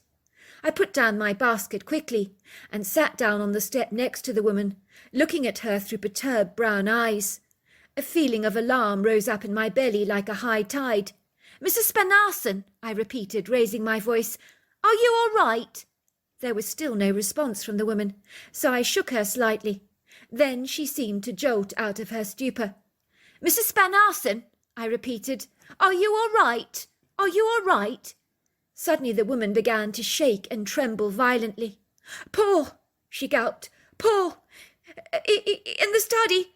She couldn't say the words, for they eluded her like a hot air balloon blowing away in the wind. I quickly ran to the study, knocking urgently on the door. "Mr. Spanarson! Mr. Spanarson!" I called. "Are you there?" But there was no answer. I was met with a silence. I pushed open the door. It creaked open ominously. Then, sitting there in a slouched position, slumped over his desk in a pool of his own blood, was Mr. Spanarson. I could see the gun had fallen out of his fingers. There was a note scribbled on a white pad, spattered with droplets of blood, next to his deceased body, saying 3 words, "I'm sorry." I stood there for a moment, gulping the air like an oxygen-starved goldfish, trying to absorb the gravity of what had transpired. The office seemed eerily quiet, apart from the tick-tock of a grandfather clock against the wall. Everything seemed so surreal, as if I was wrestling with a dream state that I was failing to exit. The man had killed himself, but why? By all accounts, he was happily married to his wife, who was 15 years his junior. They lived together in this sumptuous, somewhat pretentious mansion, in a splendidly idyllic green leafy Seattle neighbourhood. What on earth would have induced him to do such a crazy, nonsensical, irrational thing, like taking his own life? Finally, in a delayed reaction, I came to my senses and called for help. The coroner arrived promptly on the scene, followed by the police. The police had a therapist or counsellor on duty that appeared to be calming down the very distressed Susan Spanarson, while I stood on ceremony, trying to answer the many questions that were being asked, many of which I didn't know the answers to, but I did my level best to appease the police. The officer investigating the death was thorough in every way, a man of few words, but with eyes as discerning as an eagle. He was discussing everything studiously with the coroner. "The body is still warm," the coroner said. "My guess is he blew his brains out an hour ago." "That's recent," said the officer, looking rather aghast. "The poor wife must have heard the bullet going off. We'll have to take her in for questioning, but she's a gibbering wreck at the moment. Do you think there's anything suspicious about this death?" "Obviously we'll be doing the autopsy, but by my book it looks pretty clear-cut to me. It must have been a suicide. I don't see anything out of alignment here, but we'll see. You can never be too sure about anything. We have to go through all the procedures with a fine tooth comb." Before long the body was taken on a gurney to the morgue, where a post-mortem would be performed to affirm that the manner of death was not suspicious. I knew the man had blown his brains out. Mrs. Spanarson would not be capable of even killing a fly. Even a rocket scientist could discern that she was genuinely distraught. "Will you be all right?" the policeman finally asked me. "Do you think you could stay with Mrs. Spanarson, or call someone to be with her, like a relative perhaps, or a very good friend? I can see that she's exceedingly fragile. She needs lots of emotional support right now." "I'll stay with her," I volunteered. The crime scene cleaners were only coming in the morning to clean up the mess. In my opinion, it couldn't wait. That was far too late. So I took the initiative to clean up the bloody mess myself, whether I was authorised to do so or not. I certainly didn't care about that. I sterilised the surfaces, found myself wiping and disinfecting the grisly stomach-churning stuff, using a plethora of hot water and bleach, along with other cleaning materials, as well as gloves and a mask. I found pieces of skull on the floor, as well as brain material, clots of congealed blood. It was a nasty job, but someone had to do it. I would leave the bags of waste, which included the gloves I was using, the cloths, and even the clothes I was wearing, for the clean-up team to collect in the morning. It would all be deemed biohazardous waste. I couldn't have Susan Spanarson entering her husband's office under any circumstances while it was in this deplorable state. As I was cleaning up, I noticed a white plastic basket filled with letters of final demands. I sifted through them. I ascertained that this wealthy couple were possibly poorer than I was. It was a sobering thought that hit me like an ice bucket of cold water over the head. The fully furnished designer house they were living in was rented out. Nothing inside the home actually belonged to them. All their credit cards were completely maxed out. I wondered if Susan Spanarson even knew about this. Did she know that her deluxe fashionable lifestyle was all based on a lie? In reality, everything they owned belonged to the bank. I was right. It certainly was a huge shock to Susan Spanarson to discover that not only did they not own the furnishings, but even the house itself was rented. In reality, the only things of hers were the clothes on her back. She was soon to discover that some of her flamboyant pieces of jewellery that she thought were real were just fabulous fakes. She'd asked me to stay at her house indefinitely, as she valued my friendship. Unfortunately, I had to be the one to break the horrifying news to Mrs. Spanarson. The landlord wanted her out by the 1st of the month and no later. Ostensibly, this posh, elegant, regal-looking home was like any other cheap rental property, probably no different, really. It was more than a little brutal in the inauspicious circumstances. Did you really have no idea you were living in a rented, fully furnished home that wasn't even yours? I asked her. She insisted I called her Susan. I had absolutely no idea. I know now why he killed himself. He couldn't stomach telling me that we were being thrown out of this mansion, a mansion I loved that wasn't even ours. Our whole lives were based on a sad misconception, a big lie. I didn't have a clue about it. I did love him, though, despite everything. What Susan didn't know was that her husband had been nursing an insidious secret. He was caught up in the web of a gambling addiction. He had dwindled away their vast fortune at a casino, unable to subsist on the humiliation of pleading poverty.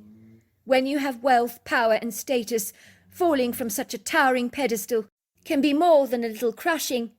It would seem when you're trying to create the impression of success, like so many people attempt to achieve on social media platforms, posting up fabulously swanky pictures of themselves, to make all their adoring followers and fans feel positively inadequate. It's the gloss you want people to see, not the rot or the black rampant mould that is festering in the background. The decay is deceptively hidden, covered up, concealed, so behind the happy faces, expensive designer clothes, yachts, bottles of fizzing champagne, the picture may indeed be a lot less attractive, for if you get close enough, you might just see the putrefaction. That's why they go to great lengths and measures to conceal it from your eyes. For if you were to gleam a whisper of the truth on the wind, it might break them up so hard like a fragile, delicate piece of porcelain china. For somehow living with the pretence that their illusionary, delusional life is to be envied, it brings them a measure of self-esteem, to cling to rather like a lifeboat lost at sea. It helps elevate those flagging egos, brings solace and affirmations that will give them a sense of significance and self-worth that they so ravenously crave, when in reality they fail to realize that every soul on the planet is precious, beyond price. Unfortunately, said Susan, I don't think my prideful, rather smug husband could have coped with a mediocre standard of living. He loved living a lavish lifestyle. All the time, I can't believe it, we were driving luxurious cars, living in a palatial mansion owned by the bank. My husband loved to maintain that aura of grandiosity, loftiness, eminence, stateliness, if you know what I mean. It inflated his persona. It authenticated him, gave him a sense of pomposity, a vaingloriousness, as underneath it all he possibly only had the self-esteem of a gnat. I hate to say it, but it's true. Everything in our lives was a masquerade. He loved people to be in awe of us, impressed by our status, you see. She said, looking at me earnestly. I'm going to be very honest with you, Nora. When you mix in high circles among the wealthy and aristocracy, or elite if you like, it's so important to bluff or give the impression of owning the world, even if you don't. I think they're guilty of all doing this, all of them, the whole lot of them. It's a craving they have, to be respected, honoured and admired, you see. I think I get it, I said, although I wasn't sure that I actually did. Trying to pretend to be something you're not, or falsely living above your means, was not something I could fully comprehend. What are you going to do, Susan, I asked. Where on earth are you going to live, once your landlord throws you out? I'm not exactly sure, said Susan. I've got no money, but I do have a genuine diamond necklace that I can sell, that my husband didn't get to make into costume jewellery, I'm glad to say. Maybe I can use the funds to start my own business, but I don't know what I would do. Maybe you'd like to come into business with me, Nora. We could start a cleaning company together. Please, please say yes, she asked me with begging eyes. I now have to be a working girl like you, no longer a lady of leisure. It's funny, I said. How do you feel about cleaning blood and guts up for a living, Susan? When I said this, I wasn't joking, not even for a single second. Do you think you could do it? The job that other people loathe doing. You see, after I cleaned up after your husband, the crime scene clean-up team arrived the following morning. They commented on the great job I'd done cleaning up after your husband. They told me that there is money to be made in this business, as no one wants to do it. So there's a gap in the market. We could buy a van and all the materials we need with your diamond necklace, and you're also welcome to move in with me. Susan looked agog. You mean clean up bodies of dead people? She asked, looking appalled. I mean, what kind of a job is that? I'm just being practical. It's a perfect opportunity to make money. But you have to have a stomach of iron to be able to do it. The question is, do you think you've got that kind of stomach? So in a nutshell, that was how two people came together in an unlikely union. The high society Susan Spanarson, the meagre little me, that had been making a living cleaning people's homes. We chose to become crime scene cleaners. We engaged in a training course. In our job, we were required to wear biohazard suits, face masks, respirators, multiple pairs of disposable gloves. When we first started to work as crime scene cleaners, we began to ask ourselves whether we were stark raving mad. I mean, this had to be the worst job in the entire world, didn't it? You never get used to the smell of decaying flesh. No one in their right mind gets used to a smell like that. It's a smell you can't forget. It can haunt your worst nightmares if you allow yourself to be tormented or haunted by what you've seen. Of course, doing a job shunned by most people means you see sights that might make your hair grow white overnight. I know that from personal experience, as within weeks after my first job, I noticed grey shoots in my hair. At 30, I am now totally grey, but my silvery locks do suit me. Then you see sights that you will never ever forget, like cleaning up after a double homicide, or even the body of an old lady that no one has seen for a very long time. It means our job can be clouded by a grievous sadness, but just like a surgeon having to deal with death on the operating table, you learn to disconnect from what you've seen. If you don't, it would easily destroy you, or eat you up alive. It may surprise you to learn that there are, of course, great big pluses to such an infelicious job of dealing with blood, guts and maggots. One of them is that you gain a true appreciation and wondrous awe of life. I know one mortician whom I'm personally rather well acquainted with, who shares my joyous cherishing of every single passing day. I've learnt one thing, that no matter how old we are, our lives are indeed a God-given gift that could so easily be snatched away from us at any moment. If there are any guarantees in life, one is the knowing that death comes after us all. From the moment we're born, we all face the same risk, irrespective of our age or gender. Death is non-discriminatory. It is not personal. It just is. Another benefit of my job is a reassurance that we can bring people who are suffering a grievous, very sad loss. It is amazing how some gentle, comforting words can graciously soothe, mollify, and perpetuate the most broken of hearts. For me personally, it's fulfilling being able to touch people's lives, who will wear their heart on their sleeves when they deal with a loss that is so personal to them. Sometimes in life you're led down an unlikely path, like we were, something that you never envisaged for your life. If someone were to have said to me back in my youth that I would clean up dead bodies for a living, I would have known that it had to be some kind of couth, unsavoury joke that I wouldn't have found amusing. It would never have been something I would willingly do. But all these years later, after industriously cleaning up after a suicide gunshot incident at my boss's house, who would have thought that the hands of fate would sweep Susan and me down this implausible path? We soon became firm friends.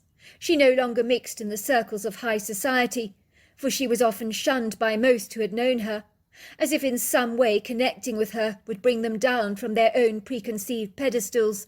Maybe they were superstitious, that a touch of her bad luck might rub off on them, become contagious rather like a deadly disease.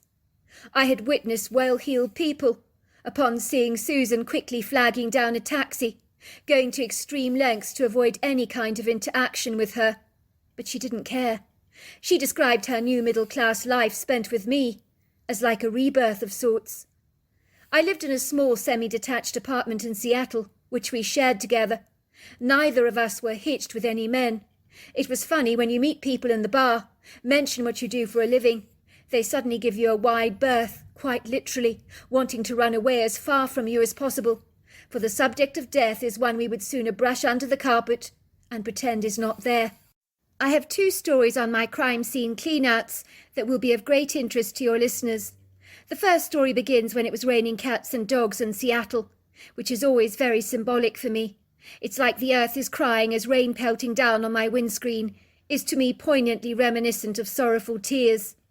Me and Susan were on our way to visit a home where a young lady had been murdered by her ex-boyfriend, who had decided promptly that if he couldn't live with her, then he would blow her brains out, which is exactly what he'd done. He'd broken surreptitiously into the family house during the dead of night, taking great measures not to be heard. The family were obliviously unaware of his presence.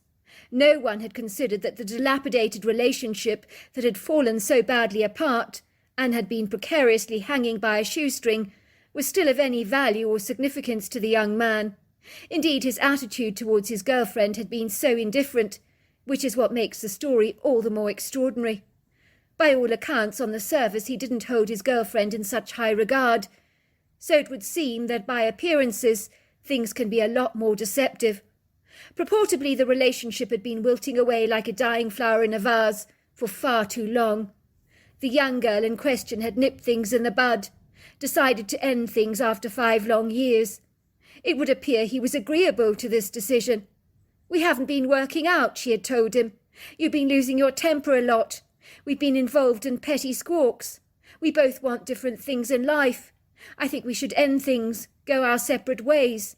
It would seem he had agreed with his girlfriend so graciously. The relationship had ended amicably. No one knew that under this indifferent, nonchalant facade, he was concealing a spewing, bubbling volcano that was about to erupt, burst its banks of furious, frothing, molten lava. Earlier on in the evening, the young man had seen his ex-girlfriend enjoying a drink with a stranger in a bar. It was like all hell broke loose. The floodbanks of his jealousy crossed the threshold of tolerance, seeping into anger, with an aggravation that gathered momentum, like a gale-force wind. Now he was doing something completely insane, beyond the boundaries of what is reasonable, as jealousy, when seasoned with the salt of provocation, can run a deadly course.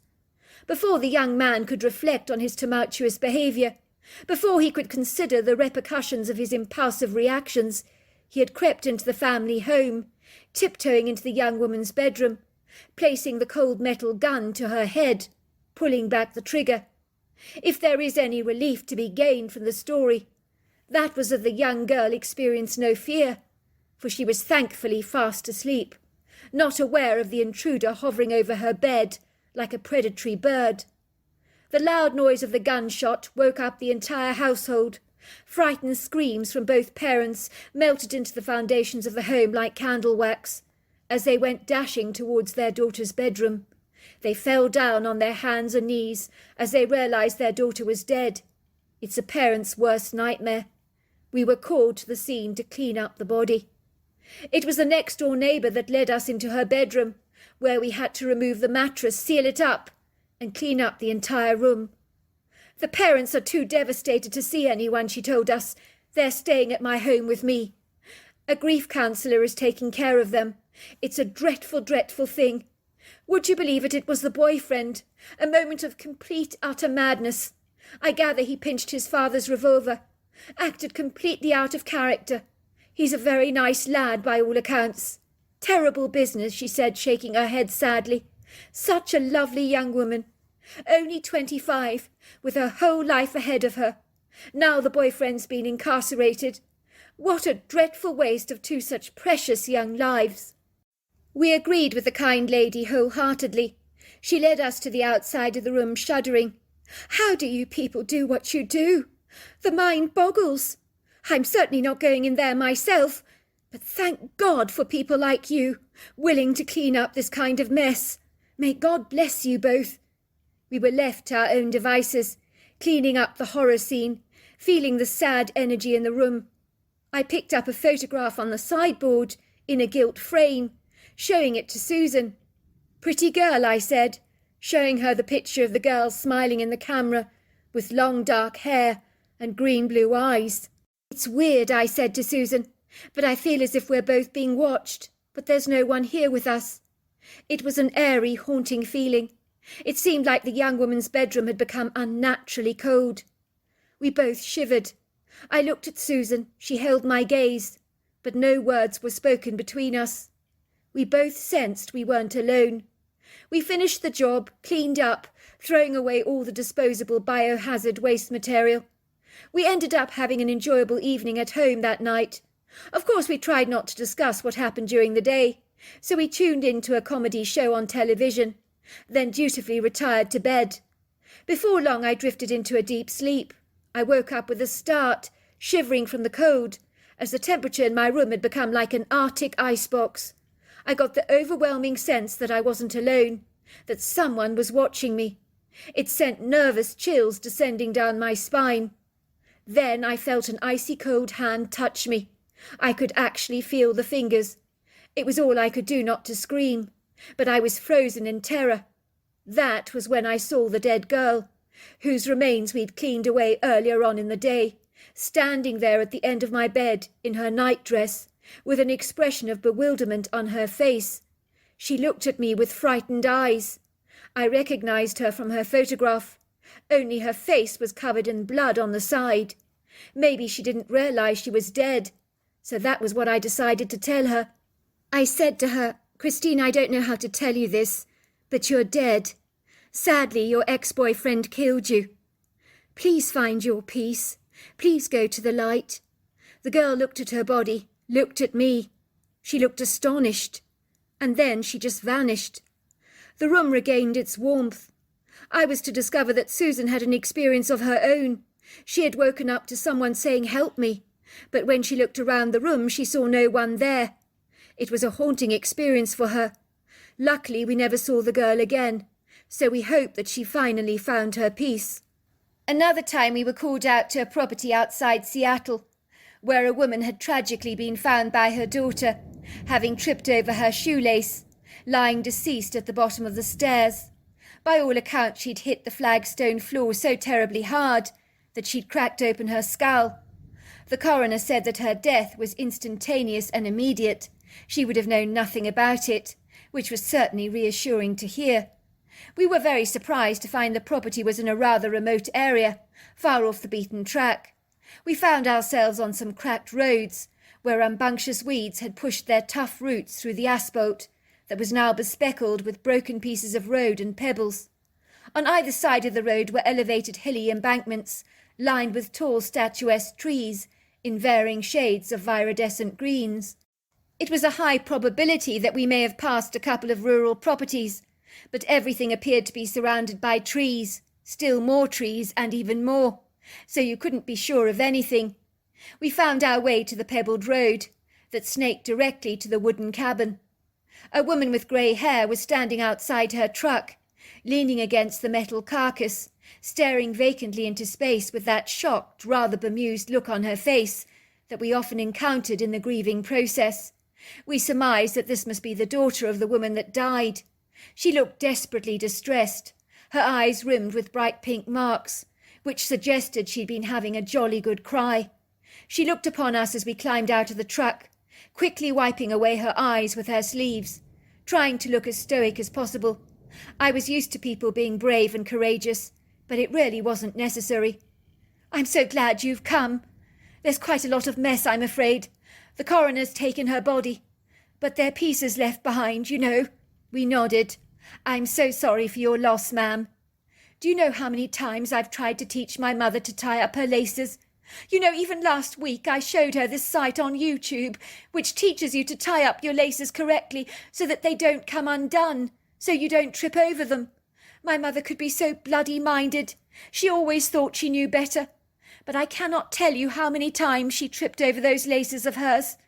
I so worried that something like this would invariably happen. But a cracked skull, I never imagined that. Nor the mess that it would create. Oh, what a mess! She must have tripped over her laces, flung her head on the flagstone floor, cracked it open, like an ostrich egg. Can you imagine anything more horrific? I'm very sorry, ma'am.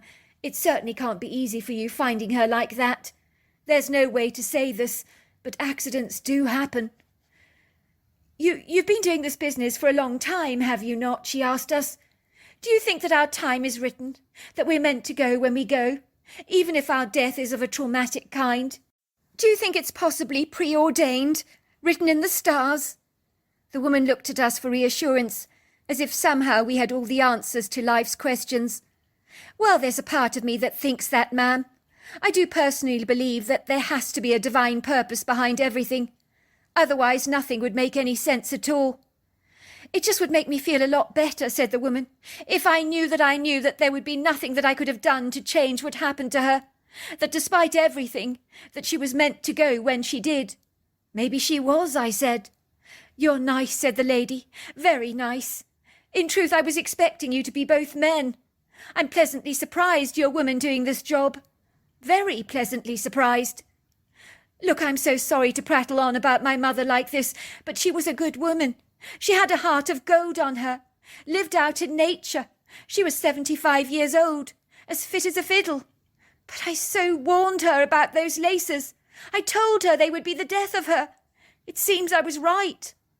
Well, as I was saying, accidents do happen. It's a fact of life. It's tragic. I'm sorry. Well, it can't be helped, said the woman, blowing her nose loudly in a tissue that she pulled out from the pocket of her jacket. Just make your way through the front. The mess is at the bottom of the staircase, she told us. Are you sure you're going to be all right? I asked. I'll be fine. I'll leave it to you then. Just close the door behind you when you are finished. It's been so nice to meet you both. I just wish we could have met under brighter circumstances. Still, it can't be helped. We watched the lovely woman leave. She climbed into her truck, driving away. Our eyes drank in the prettiness of the cute little rustic wooden cabin, like a delicious, refreshing drink. It was nestled in the middle of a flowering meadow, like something you might see on Little House on the Prairie. Soft, gentle beams of sunlight infused the long grasses in an ethereal golden glaze, as it was still quite early in the morning. There was a dewy, moist freshness to the air that you could almost taste on the tip of your tongue. The little tight petals of the wild flowers slowly began to open their heads, as their hungry petals lapped up the morning light, while pretty celestial butterflies darted over their budding heads. Then clusters of tall ponderosa pines stood up proud like slender giants, dressed in their pompous verdant regalia, with boughs of needles that swayed like little hands. In the furthest distance I could see the undulating shapes of the hills, bowing their great girths under the cobalt blue sky, in a solitary still worship. For a moment me and Susan were transfixed by the beguiling scenic views, the smell of fragrant flowers on the wind, the sound of pretty bird song.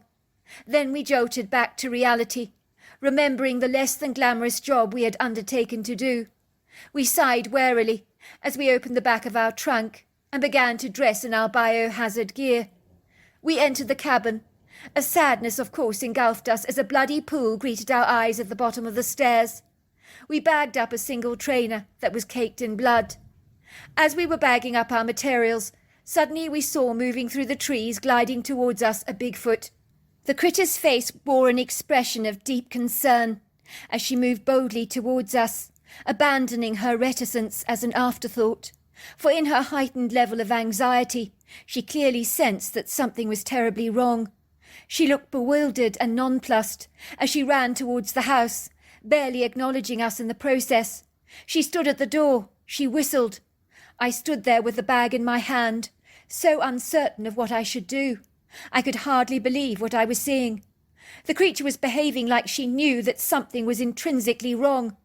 It was clear to me she must have had a friendship with the old woman. She turned around and looked at us. Her deep dark eyes were questioning and probing, as if she wanted to know what had happened to the old woman. I opened up the bag, pulled out the shoe that was covered in blood. Then I pointed to the house. The Bigfoot glided towards me. She took the shoe from my hands, her face a picture of such inexplicable grief. I'm sorry, I said. She died. It was like the creature knew exactly what I was saying. She let out an excruciating howl. She began to lament by beating her chest powerfully hard. She took the shoe in her hand so lovingly, holding it close to her chest. She looked at us with such a deep sadness. Then she glided away into the trees. We could hear her howling from the valley. Me and Susan looked at each other with baffled expressions on our faces. It was clear to us that this female Bigfoot had a deep friendship with the old woman. I never knew a Bigfoot was real, said Susan, gasping in astonishment. The one thing about this job is it never ceases to surprise me. The things that happen to us, the things that we learn. I mean, how big was that creature? Easily 8 foot tall, I said. Possibly 600 to 700 pounds. But it was so human-looking. The face! Didn't you think that face was human? I did, I agreed. Although the overlong arms, the long dark flowing hair, the cone-shaped head did have ape-like influences. After we cleaned up, I phoned up the daughter of the old woman that died. Obviously, I wasn't going to tell her about the Bigfoot we'd encountered, but I did say this. Wasn't it lonely for your mother living out there in such a remote cabin? Her daughter said to me, That's the funny thing. She told me she had a great friend there, that she was never alone, but I never met the friend. I'm not sure who she was talking about. I was in no doubt that the mysterious friend was certainly the Bigfoot we encountered. If there is any thought I would give to your listeners, it is to live your life to the fullest, to never believe someone has it better than you, because more likely than not, they don't. So there you are. That's my story. Dear Sarah, and all your lovely listeners, I was so excited about my online house swap. I loved the sound of the warm, generous American lady on the end of the telephone called Jenna Hudson. I was swapping our home in the Scottish Highlands with the congenial American couple, who had both converted a chapel into a home in an area close to Mount Rainier. We were engaging in the house swap at an unseasonable time of the year, but then why not? Me and my husband were desperate for a change. So what if it was in the middle of winter? It would still be fun, wouldn't it? I have to tell you, Skye, you're going to adore the chapel, Jenna informed me. It's fabulous with stained glass arch windows, old pews. We converted it into our dream home. It's very special to us. I do know how you British love a bit of history attached to your buildings. Well, our home just oodles history. It sounds absolutely delightful, I'd said. I am afraid our stone house is not as ornate as yours, but it is blissfully secluded, with lochs, mountains, a plethora of fabulously wild scenery. It's over 300 years old, so it oodles history as well. I think you and I are kindred spirits, she had joked. Your home in Scotland sounds just up my street. Me and my husband Walter have always appreciated anything historic. Many people might have thought it was nonsensical for us to go and stay in a chapel in the middle of winter. After all, don't most people go on holiday in summer or spring? Or if they do go on a winter holiday, it's much more likely to be a skiing holiday in Aspen or the Swiss Alps. This was the only time of the year my husband Lachlan and I really got off to make our escape. We were incredibly busy in the summer months, organising holidays for other people hiking in the Scottish Highlands. So it was during the winter months that our business became quiet. This was the quintessential opportunity for us to enjoy a holiday all of our own. I loved the idea of staying in a home that was converted into a chapel. I think I'd fantasized of living in a chapel with stained glass windows and pews, or converting an old church into a home. Now for a couple of weeks we were going to live this perfect dream. Well, so I thought. I'd learnt about this app online, where you could swap houses with strangers living in other countries. It was certainly an affordable way of seeing the world, at a reduced cost. It made perfect sense to us. As being Scottish, we do have a reputation for being rather thrifty. Nothing prepared me for how remote the old chapel would invariably be. Thank goodness for our GPS, or we would never have found our way to the haunting place. The one thing I never appreciated about America was the sheer size of it. Granted, we have remote areas in Scotland, but everything in America was on a much larger scale. In my humble opinion, it made it a hell of a lot easier to get hopelessly lost. It didn't help that it was snowing fiercely, so that everything looked exactly the same, as a white world can easily conceal or obscure more distinguishing landmarks. Neither my husband nor I had anticipated being caught up in a dreadful, punnelling, whipping, buffeting snowstorm, so robustly vigorous it almost swept us off the road. In our hired truck we took several sweeping, contorted turns in our all-weather tyres, but the slippery drive was very tumultuous. We were skidding all over the place. Finally we found ourselves travelling down a curved road that led to an iron farm gate, with the name Pilgrim's Chapel. That was it. I visibly breathed in a huge sigh of relief. My heart began pounding with excitement. Oh my God! We're here! I can hardly believe it! We drove down a driveway that snaked towards the chapel, that seemed so inconspicuous, obscure and slight against the vastly imposing elements, the mountainous valleys, the pyramid shapes of the trees, that were all swathed in a glistening white carpet of snow. Oh, there it is, I said, as we parked our truck under the canopy of a snow-covered carport. For a fleeting moment, me and my husband stared in bewilderment at the Gothic church building. Its dark roof swaddled in thick carpets of bright gleaming snow. Its arched, brightly coloured stained-glass windows, done in rich reds, blues, greens, golds, purples and yellows, twinkled in the effusive morning light. I had believed that staying in a chapel would be a romantic, almost shamanistic experience, but as I stared at the spectral, atmospheric place, it seemed menacing, spooky, airy even. Was it my imagination, I wondered? I couldn't decide exactly what it was, but it made my skin crawl. A creepy chill pulsated down my spine. I had the inexplicable feeling that we were both being watched. I had been going on and on for months about how wonderful it would be to stay in this quaint, enchanting little chapel that I'd found online. A miraculous discovery that I thought was genius of me. Now I wasn't quite so sure. I was a starry-eyed romantic at heart, so to have to admit that this place was not already meeting my expectations was something I would not willingly concede to. I couldn't bear to hear my husband say, "I told you so. You're always too idealistic, Skye." He was always telling me that. "No wonder your parents called you Skye," he would tease. "Your head is always in the clouds." He was probably right, but I was keeping that to myself. "Well, here we are," I said, putting on a cheerful note to my voice, trying to pretend that I was feeling upbeat, when I wasn't at all.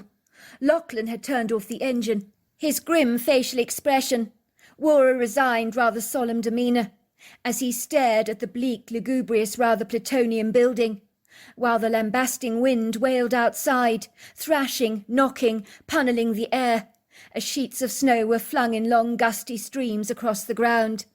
This was certainly some windstorm. It was clear that neither of us wanted to exit the warmth of the truck, to make our brave approach to the chapel. We both just sat there soaking up our surroundings like two reluctant sponges that would rather be anywhere else in the world than here right now. The unearthly chapel was surrounded by vast groves of ponderosa pines and Douglas fir trees, all dusted in white snow crystals. But under this feisty wind they swaggered like inebriated drunks, seemingly as sinister in their demeanour as the chapel itself. It was as if their needled boughs were hammering the wind in protest to our arrival, as if they too were whispering, "Go away! Go away! You're not welcome here." Finally, me and my husband gathered our courage and wits about us, along with a couple of our suitcases. We dashed quickly towards the chapel. The moment we opened the truck door, our bodies were greeted with the punnelling gusts of freezing air. It felt like our cheeks were being slapped, burned, almost anaesthetised by piercing cold hands. We trembled, shivering with the glacial conditions, while I wrapped my icy hands in a coat pocket to keep them warm. Lachlan looked for the chapel key. I began to jump up and down on the spot, trying desperately to keep warm. My teeth were chattering. I could barely even feel my own fingers, they were that numb. Our host had told us we'd find the key under the doormat. My husband finally found it. It was an enormous heavy key, the size of a human hand, decorated with fancy scrolls. He turned the key in the lock. and twisted the door handle. At first we met with some resistance, as the door refused to budge, as if something was blocking it on the other side, trying not to permit us entry. Finally my husband used his boot to kick the door. It creaked open, emitting an audible groaning sound. We found ourselves staring blankly at a dark wood-panelled entrance hall, with bronze hooks for hanging coats and floor racks for boots. We didn't take off our coats, but clutched our suitcases tightly in our hands, as if reluctant about whether we were going to stay here or not. I think we both secretly wanted to grab our things and flee, but it was far too late for that. We were here now. The cheerless entrance hall was tenebrous and gloomy. We fumbled around for a light switch, but found nothing. We then opened the door at the end of the passage that blossomed into the original chapel, as there were arched stained-glass windows everywhere. The chapel had been turned into open-plan living, as there was an L-shaped kitchen in the far right-hand corner that seamlessly folded into a sprawling living area with a huge crate where a fire had already been laid, with kindling, rolled-up paper and firewood. There were a couple of cosy, well-worn sofas next to the fire, several bespoke bookcases filled with books that lined one of the walls.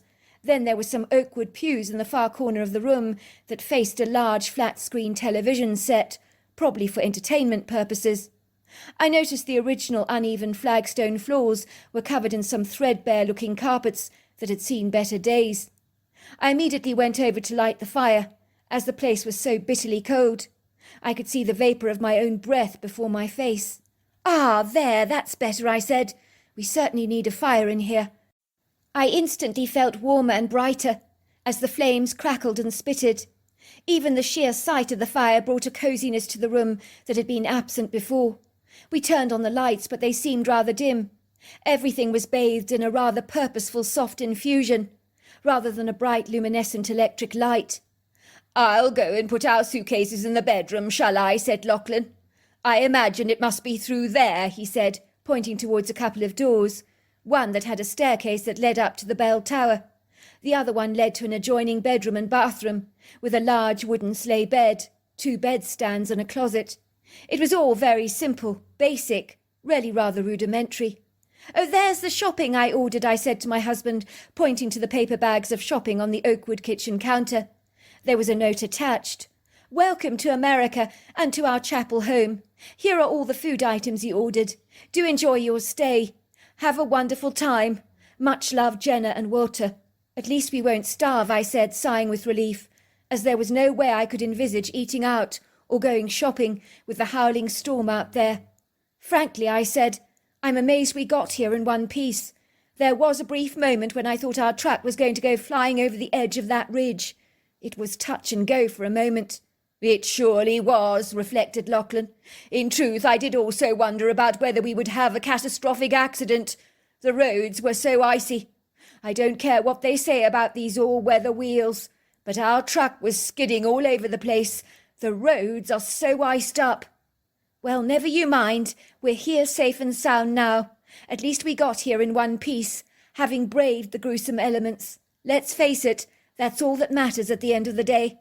"I'll put on the kettle for a cup of tea," I said, trying to maintain my positive attitude that was wearing thin very fast. There was something about this place that made me feel distinctly on edge, but I couldn't decide what it was. I had dreamed of staying in a place like this all my life, but now that I was standing here in the cold light of day, surveying our immediate surroundings, along with the stunningly exquisite stained-glass arched windows, and the fire of my blazing enthusiasm had significantly dimmed. My husband nodded. "A cup of tea would go down very well. I do fancy a brew. Anything to warm us up. This place is as cold as a morgue." "Oh, please don't say that. You're giving me the creeps. I don't want to be thinking about places like that. Not when we're supposed to be on holiday." "I'm sorry, Skye, but I'm going to say it as it is. This place gives me the creeps," said my husband, shuddering. "Have you noticed it could do with a good old dusting? There are cobwebs everywhere. I don't understand why the place wasn't cleaned before our arrival. It is very odd." I nodded. "It is peculiar." "You know why I think the place wasn't dusted?" he reflected soberly. "Why? Because Jenna doesn't really live here at all." "Well, why? Why would you say that? How could you possibly know?" Think about it, sweetheart. This place doesn't have a lived-in feeling about it that suggests a couple lives here. It's kitted out for people to stay here for the standard weekend or a few days. I don't think that couple lives here at all. There would be more evidence, surely. Knickknacks, magazines, odds and ends, rather like fridge magnets on the refrigerator and cards. But there's none of that stuff here. Nothing at all. Everything is basic, with your standard run-of-the-mill equipment. No personal touches to this home that even reflect the character of the owners. If you walk into our home, for example, you can see we love animals. There's signs of our love for animals everywhere, from the dog baskets to the portrait on our wall of Rufus with a bone in his mouth. Then there's our love for art, along with some of your watercolours you painted. But here, there's none of those personal touches. Nothing. But she told me she lived here, I protested. Maybe they're minimalistic. Or maybe she was being economical with the truth when she told you she lived here. Some of the dust is so thick you could practically write your name in it. It's not normal not to dust your house for months at a time. Besides, if you lived here full time, you would be disturbing that dust. My husband was silent for a moment. There's another thing about this place I discovered when I looked outside the bedroom window, when I was putting our suitcases down. I don't know how to tell you this, he said, pausing for a moment, as if he was wrestling with revealing something to me that potentially would really upset me. He began to run his hands backwards and forwards through his mane of dark hair, something he always did when he was stressed out or a little anxious. Seeing him behave like this made me all the more nervous. I began to tremble. My heart thundered in my chest. I instinctively sensed he had something bad to tell me. I wasn't sure I wanted to hear what he had to say. Ignorance was bliss. I was already not comfortable in this place. What was he going to tell me? I might as well hear it now, or I would be wondering what it was, and that would be more bothersome to me. "You're not going to like it one bit," my husband said, eyeing me warily through earnest eyes. "I don't care. Tell me. Don't leave me champing at the bit." "Well, there's a graveyard behind our bedroom." "There's a what?" I gasped. "There's a graveyard behind our bedroom." I stared at my husband as if he was speaking some strange foreign language that I couldn't comprehend. "You're joking. That can't be right. No one would have a graveyard in the back of their property, would they? That's crazy." "Not necessarily. It goes with the territory. You can't just go digging up graves when you buy a property, except in extreme circumstances. Given this is a chapel that was once a church, it stands to reason that there would be a graveyard here. Besides, I thought you found graveyards rather interesting." "I did find graveyards interesting, but that does not mean I want to be sleeping in one." Lachlan knew I'd had a bad experience in an old graveyard in Scotland once when I was 15 years old. The haunting experience had freaked me out. It was something that I'd never ever forgotten. The gruesome memory still haunted me to this very day. Every time I saw a grave, it would send cold shivers down my spine. You of all people should know, Lachlan, that outer-worldly, unearthly things happen in graveyards. I shuddered as the haunting, vexatious memories of myself as a young girl of 15 years old, visiting a graveyard in an old Scottish cemetery in the dead of night, came rushing back to me, with a freshness and vivid recall, as if it had happened yesterday. This was an irksome memory that I'd willfully tried to expunge from my mind, but it would come bouncing back like the proverbial jack-in-the-box, again and again and again. Sometimes I would wake up in a cold sweat, reliving the harrowing experience in a tauntingly graphically detailed nightmare. Like most of the 15-year-old girls in my year, we had loved stories about things that go bump in the night.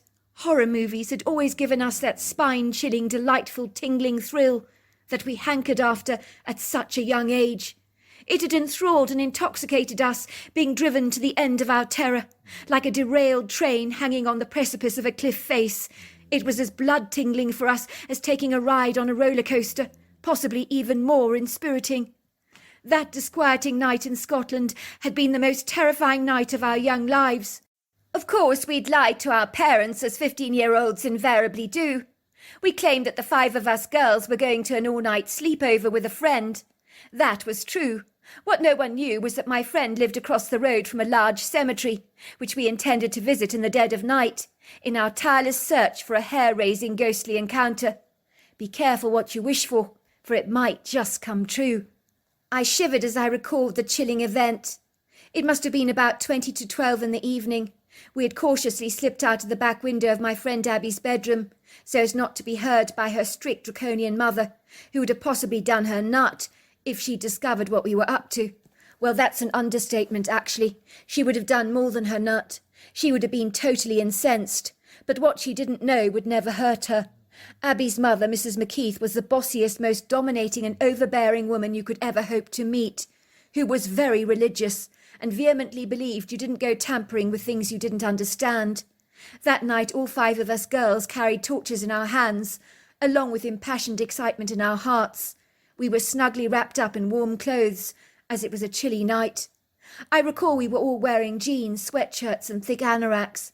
I had felt exhilarated being out in the fresh, crisp, breezy night like this. It had been dark, oppressive, even menacing, but that was the whole idea, wasn't it? We were seeking an adventurous thrill. I'd never forgotten that. Where were the stars and moon that night? They seemed vanquished from the sky.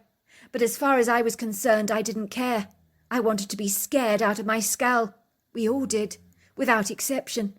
I was desirous to experience the same gripping thrill you acquired from those scary movies where you ate popcorn and drank soda pop at the cinema, and writhed in your seats in terror, screaming your lungs out or clutching each other in hair-raising scenes. What I was soon to realise is that reality and fiction are worlds apart. I'm afraid real fear is not so grippingly thrilling at all by any manner of means, not when you're caught up in its mist. The 5 of us girls exuberantly ambled over to the cemetery, with a vibrant skip in our step. We approached the vast iron black gates, surreptitiously pushing them open. They creaked. We giggled as we trudged down the asphalt road that meandered in straight lines around vast verdant manicured fields, bespeckled with gravestones in every shape and size, some so old they were crooked, bent over, dilapidated, swathed in moss and lichen, names worn away by time. "What do we do now?" asked my friend Esther, once we were in the graveyard. "How do we get the ghost and ghoulies to come out?" she teased. At that we all giggled. 2 of my friends pulled out cigarettes from their pockets and started to smoke, while Abby pulled out some brandy she'd pinched from her father's cabinet and began to take a swig. "Anyone want some brandy?" she asked. I took a swig. The strong alcohol burned the back of my throat. We decided to walk around the graveyard to study the stones. We curiously read several of the stone inscriptions, then sat around a gravestone to talk in the way that young girls invariably do. It would seem the subject had veered off ghosts. Now we were discussing boys. I think we were feeling a wee bit disappointed, rather flat like sparkling champagne that had lost its fizz. Perhaps all these scary movies are overrated, I thought. Nothing really sinister happens in a graveyard after all.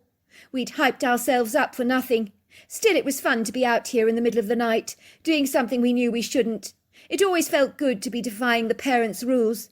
As like typical obstreperous teenagers, we were naturally rebellious, sometimes even mutinous when it came to our parents' rules, as we tested the water and pushed those quintessential boundaries. As we were standing over a gravestone, that was when we saw him. He looked exceedingly angry as he marched deliberately towards us, swinging his arms backwards and forwards defiantly. We sensed this must be the caretaker of the graveyard. He didn't look at all happy with us. On the contrary, he looked incandescent. His weathered, wrinkled face looked contorted, his cold eyes grim and hostile, his mouth twisted down in a large scowl. I could feel my heart thundering in my chest. I knew we were in big, big trouble. This was a privately owned cemetery. We were trespassing. "Bloody hell," said my friend Kirsty, stabbing out her cigarette quickly, as she saw the peaked man moving towards us at a hasty speed, his rapid movements displaying the level of his affronted rage. He appeared to be gnashing his teeth, he was so peeved. You could feel the pugnacious, bristly energy as he loomed ever closer towards us. "What are you girls doing here?" the cantankerous man ranted. "This is a private cemetery. I can see you're smoking and drinking. Do you have no respect for the dead?" I remember his dark, belligerent eyes were burning with indignation as he studied us vengefully. There was something off about him, but I couldn't fathom what it was. He was wearing a long black coat. His acrid face was unusually white. "I'm sorry, sir," stammered Kirsty. "We'll get out of here. We were only having a bit of fun. We didn't mean any harm. We weren't being disrespectful. We really weren't, I promise." "Only a bit of fun, young lady. Do you realise how much work it takes to keep this graveyard in tip-top shape and pristine condition?" "I said we were sorry, sir," said Kirsten, stammering. "We'll go now. We're really sorry, sir." I'd been evading looking at the man's eyes in my shame and humiliation. It was so awful to be caught out like this. It hadn't occurred to me that there would be a caretaker on night duty. That prospect hadn't even dawned on us. That was when my eyes glanced at the man's feet. But he had none. His body ended at the end of his coat. What the heck was going on? The man that was standing here talking to us had no feet. But that was impossible. You couldn't stand with no feet. Nobody could. That was when it hit me like a brick to my head. This impassioned man that had approached us was an apparition. This realization turned my blood cold. I let out a shrill scream that startled my friends. With desperate hands, I pushed past them. I began running for my life, virtually galloping down the asphalt road. Did my friends not realize we were talking to a ghost? Kirsty apologized to the man for my absurd behavior, but amidst her apology, the man began to grow faint before her. Then he vanished, dematerializing before their eyes. My 4 friends began to scream. They, too, started to run behind me on the asphalt road, desperate to leave the cemetery, to get back home as quickly as they could. As I was running away, I felt a cold hand touching my back. It was so bitterly cold that it actually burnt me, almost as if I'd touched a hot iron with my bare hands. I screamed again. I do not even know how all 5 of us girls actually made it back to the house that night, as we all began fighting each other, wiggling through the bedroom as fast as we could, our hearts thundering through our chests, our breath almost faint. I remember we put the light on in the bedroom. Finally, Abby broke the awkward silence. "We just saw a ghost! Oh my God! We bloody saw a ghost! He actually spoke to us! I can't believe this happened! This really happened!" None of us could. It seemed so surreal. The next day I was to discover a dark handprint had been seared on my back like a burn. It took 2 weeks before it faded away and was gone. Needless to say, we found out who the man was we encountered. He was a caretaker for that graveyard in 1884. We found a portrait of him online. It sent chills down our spine. A week later, my friend's mother woke up to find the caretaker standing at the end of her bed. Like us, she thought he was real, that someone had broken into the house. He looked at her and said, "Stay away," and then he vanished before us. Of course, we knew that stay away was for us, but luckily my friend's mother never knew that. Needless to say, we never frequented that graveyard ever again, but we weren't the first to encounter the caretaker, nor would we be the last. I'm still convinced he haunts that graveyard, guarding the graves of the departed, scaring anyone off who chooses to vandalize or explore the yard, or anyone who dares to offend the dearly departed by smoking or drinking in that graveyard. Now that me and Lachlan were staying here in a chapel in the middle of a graveyard, I felt more than a little unhinged, as I knew ghosts were real. The last thing I wanted was to experience an unearthly encounter all over again. Meeting that contentious caretaker had been more than enough interaction with the paranormal to last a lifetime. "I'm sorry, I know you have a thing about graveyards," said Lachlan, "but I'm sure we'll be perfectly all right here. I've just looked at the weather report. It's not looking good. The snowfall in around this area has been very hectic. Parts of the interstate have been cut off. There's been reports of snowdrifts everywhere. They're advising people to stay indoors, not to travel. There's ice on many of the roads. There've been some serious accidents." "Oh dear," I sighed. "So we're more or less trapped. Whatever induced me to think that staying in a Gothic chapel in winter would be a good idea? I must have lost leave of my senses." "Never you mind. We're going to make the most of our time here. It's going to be fun, I promise you," said Lachlan, trying to sound reassuring. "But what about the graveyard?" "Forget the graveyard.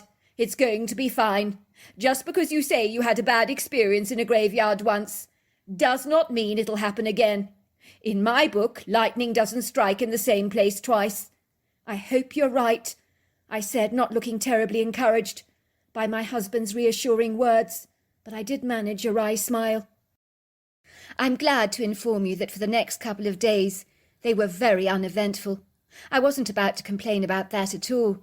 I was exceedingly happy with the routine monotony. I hoped that things would stay as humdrum as possible. We were pretty much snowed in, as the weather was unrelenting in its disregard for our comfort, as the incessant snow continued to fall. The ravages of the panelling winds hammered and beat against the chapel, so that it rattled and almost shook like a boat out on a tempestuous, turbulent, unsettled sea. I didn't even want to brave the elements or go out of doors, for if I so much as opened the door, the wailing wind would literally throttle me with its hands, almost lifting me off my feet and blowing me away. It certainly didn't help that it was bitterly cold out there, searing bone to marrow, making the very idea of going outdoors about as appealing as eating a sheep's eyeballs. I know that in some cultures eating sheep's eyeballs are considered a delicacy, but most certainly not for me. In my eyes, they're absolutely revolting. Let's just say such weather is an acquired taste. It certainly wasn't for me. I was used to bad weather, living in Scotland, but this boisterous, raging storm was one of a kind, and it wasn't for the faint-hearted. So me and Lachlan made the most of reading books together. Thankfully, there was a vast selection of good fiction in the bookshelves, which was our saving grace. We were both prolific readers, so we curled up happily on the sofas by a crackling fire and made ourselves as comfortable as possible, eating hot meals, drinking copious amounts of hot beverages. So much for the chapel being a romantic place. It was anything but. It was so bitterly cold and oppressive, not what you'd expect from a place of God. I think all these beautiful stained glass windows, as lovely as they are, did not provide the same kind of protection against the elements like double glazing clearly would have done. It was on the third day when the windy weather had laconically subsided, taking a brief respite. It would seem the raging storm had a contrary mind all of its own. It wasn't intending on calming down its aggressive stance any time soon, but it appeared to be taking a moment's breather from the hammering, pounding air, rather like a celestial vacuum cleaner, as if the windy Hoover extension had been switched off at the mains, disabling its electric connection for a while. I was standing by the kitchen sink washing the dishes, my hands thoroughly enjoying the warmth of the soap suds, as I wiped the soaked dishes thoroughly clean with a scouring brush. Suddenly, as I was glancing out of the window, I saw a large, solid flash of black moving swiftly past me, looking in at me. Was I mistaken? I couldn't be sure. Had I actually seen that? Had I actually seen anything at all? Surely not. "I'm going out for a second," I told Lachlan, throwing the scouring brush back into the soapy water. I scurried hastily towards the entrance hall, quickly grabbing my anorak off the hook, throwing on my boots. "Are you sure that's a good idea, sweetheart?" I could hear my husband saying, but his words dissipated like the steam from a kettle, as I'd long since opened the door, courageously embracing the elements, as an icy, bracing chill numbed my skin.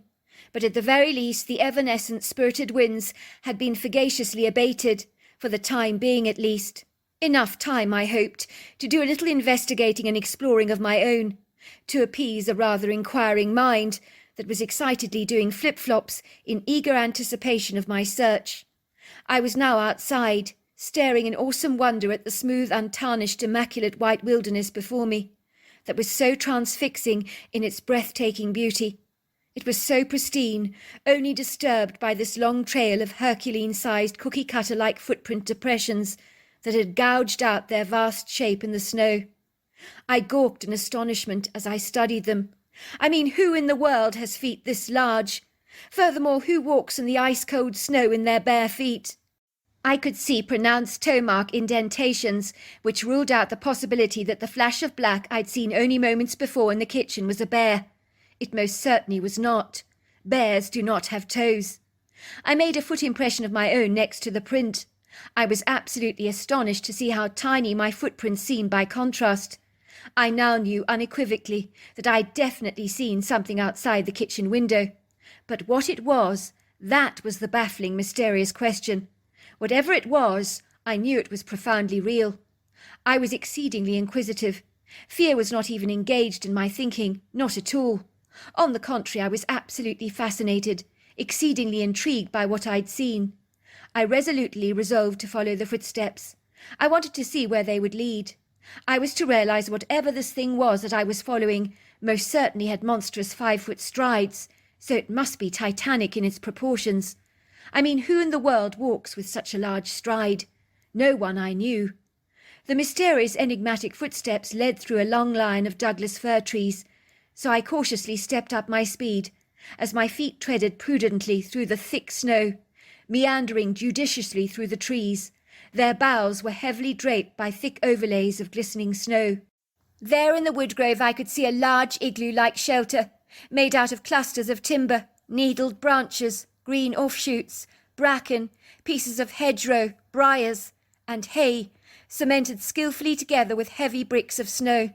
It was built up masterfully against a rocky outcrop, so that it blended uniformly with the rocks. Indeed, it was so meticulously camouflaged by snow, so irreproachable, that I probably wouldn't have seen it at all, if the giveaway footsteps had not been so conspicuous. Whoever was living inside the igloo had made only one blunderous gaffe, and that was not brushing its footsteps away. If the creature, whatever it was, had surreptitiously covered its tracks, I would never ever have uncovered its hiding spot in a million years. Not a chance. That was how indefectibly concealed it was. Suffice to say, to be fair to the creature, this was a remote uninhabited part of the world. If the creature did think someone was staying in the chapel, if by any chance it might have seen me, it would possibly wisely conclude that no one would foolishly brave the elements like I had done, as most people would be a whole lot more sensible and circumspect than I was. But then I wasn't most people. By nature I was spontaneously impulsive, sometimes to my gross detriment. I hoped that this would not be the case in this situation. This was certainly not the kind of arbitrary storm you played around with for fun. It was reckless and unpredictable. I stood there for a moment, my eyes fixed on the shelter, wondering what I should do. I wanted to see what was inside that igloo, more than anything in the entire world. It was like I had an audacious itch I desperately needed to scratch. I was voraciously impatient to know what I'd seen, but also I had enough sense to know that whoever was occupying that shelter could potentially be dangerous. Let's just say I didn't think about that possibility too much, as it would have robbed me of the confidence to do what I did next. This was when I had a stroke of genius. Well, so I thought at the time, but on reflection I'm not so sure my actions were that sagacious. I decided I would throw something at the structure, to see if I could get the creature to come out. But I would hide in the shadows so that it would never see me. I mean, honestly, who on earth was I kidding? I can't believe the level of my naivety. But there you go, Rome wasn't built in a day. I rolled a substantial amount of snow up into a sizable ball, gingerly throwing it at the igloo. It hit the corner of the structure, making a loud crashing sound, as the snow dissipated, as it hit the edges of the igloo. I stood very still, my heart beating a little faster. I took a deep breath, peeking behind the trees like a mischievous school kid, waiting for some kind of reaction. But nothing happened. I tried again. Once again I rolled up the snow into a large snowball, hurling it vigorously, swinging my arms as hard as I could for maximum impact. Surely it would be a distinguishable sound, as the howling winds had stopped. Some of the snow broke apart. It went flying into the opening, making a violent banging sound as it hit the ground. Nothing was to prepare me for what I was to see next. In truth, I don't even know what I was expecting to see. I heard a distinctive rustling noise as something was shuffling around in that igloo. Then a dense, black, shadowy, solid form began to crawl out of the structure, on hands and knees, rising to its feet. I audibly gasped. What in God's name was this creature? I'd never seen anything like it before. It stood up proud and tall like a man, at about 8 foot 700 pounds. Its lofty, dense, burly silhouette was covered in long flowing hair, the colour of black coal, that was so pronounced against the white snow. The thing that captivated my scrutiny and hijacked my attention with an extreme sense of bewilderment was how human the face of this creature appeared to be, along with a human-shaped body, a pair of small pert breasts, human hands and feet, although the arms on the creature were overlong, and the head was a pyramid shape. I was dumbfounded by what I was perceiving. I just stared at this creature in wondrous awe, hoping that she would not see me hiding there behind the tree. I had, of course, underestimated the intelligence and cunning discernment of this creature. To my immense amazement, the creature's eyes spun around like a needle on a magnet, priming in on my exact location with a pinpoint accuracy. I tried to remain terribly still. My body began to tremble and wobble like a jelly. I think it was knowing that she had seen me that sent the fear of God passing through my veins. My heart began to crash around in my chest like a gibbering idiot. Oh my God, she'd seen me, or at the very least she knew exactly where I was. I hadn't anticipated this. I knew the creature was exceedingly intimidating. I'd seen her. She was powerful, majestic, huge. If she became remotely violent towards me, I was as good as dead. Should I run? Should I stay very still? I couldn't decide what course of action to initiate. The creature seized that decision from me, as she graciously glided towards the tree where I was hiding. She stood yards away from me, her eyes looking into mine. For a long while we just stared at each other. I think she was trying to comprehend what the heck I was doing out in this weather. Suffice to say, there was nothing malicious or hostile about the creature, which did surprise me. On the contrary, her eyes were terribly kind, but they did register a deep concern. I realized she was exceedingly worried about me, being caught out in the storm. She was right. Suddenly the weather that had calmed down for a brief interlude while I'd ventured out of doors all but shifted, renewing its viciously hostile and fierce advance, as sheets of icy cold air began to blast against me. I turned around to move towards the chapel. I knew I'd better be getting back, or I would be caught up in this feisty storm that was gathering wind speed at a rapid impetus. The creature stood very still, watching me, but she could see I was struggling. I've never known howling gale-force winds like this before. They beat against me like a boxer's pounding fist so rigorously that I fell backwards onto the ground, clambering furiously back onto my hands and feet, as if wrestling with an invisible man. I was being thrust backwards by forceful, commanding hands that barricaded my path back to the house. What the hell did I think I was doing, embracing the elements like this? Did I have a death wish or something? I was absolutely freezing. The wind was blowing up streams of icy debris across the escarpment, like a rambunctious, deadly sandstorm. The cold was biting, my body aching, while the fingers on my hands were frigid and stiff in my gloves. My eyes barely able to see, as the whistling wind blasted icy particles into them, so that they began to water profusely. I turned around to see the creature still standing there, her body solid and firm like a powerful sakura tree, unmoved, unstirred, unaffected by the cruel weather, with her well-grounded, powerful legs rooted securely to the earth by the foundations of her brute strength. She was watching me in bewilderment. There was a flicker of uncertainty in her deep-set dark eyes, as if she was pondering whether she should help me or not. Then she was there at my side. I could feel her breath on my face. She looked directly into my eyes. I heard the words in my head, "Let me help you." The next thing I knew was she lifted me into her overlong arms, carrying me directly towards the chapel like a baby. She was so powerfully strong that she moved like the wind, and wasn't held back in any way. I could feel the rise and fall of her heartbeat as my head was cradled against her chest. Finally she put me down outside the door. Then she stood still as though waiting. I looked at her and said, "Thank you." The creature watched me open the door, then, satisfied that I was safe inside the chapel, glided away, looking back only once to give me a brief congenial nod. It was only when I returned to Scotland after doing some intense research that I discovered the kind creature that had helped me was known as a Bigfoot or a Sasquatch. I quickly dashed into the chapel. My husband by now was fast asleep by the fire, with an Agatha Christie book clasped in his hands. He looked up at me as I stared at him, with a transfixed expression on my face. "What the heck is wrong with you?" asked Lachlan. "You look like you've swallowed a goldfish." "I may well have done," I said. "You'll never believe what happened to me out there. A strange, hairy creature carried me back to the house, as the storm was so fearsome. She was so nice, covered in hair. She looked human." Lachlan looked at me as if he thought I'd lost my mind, so I decided to quit while I was ahead.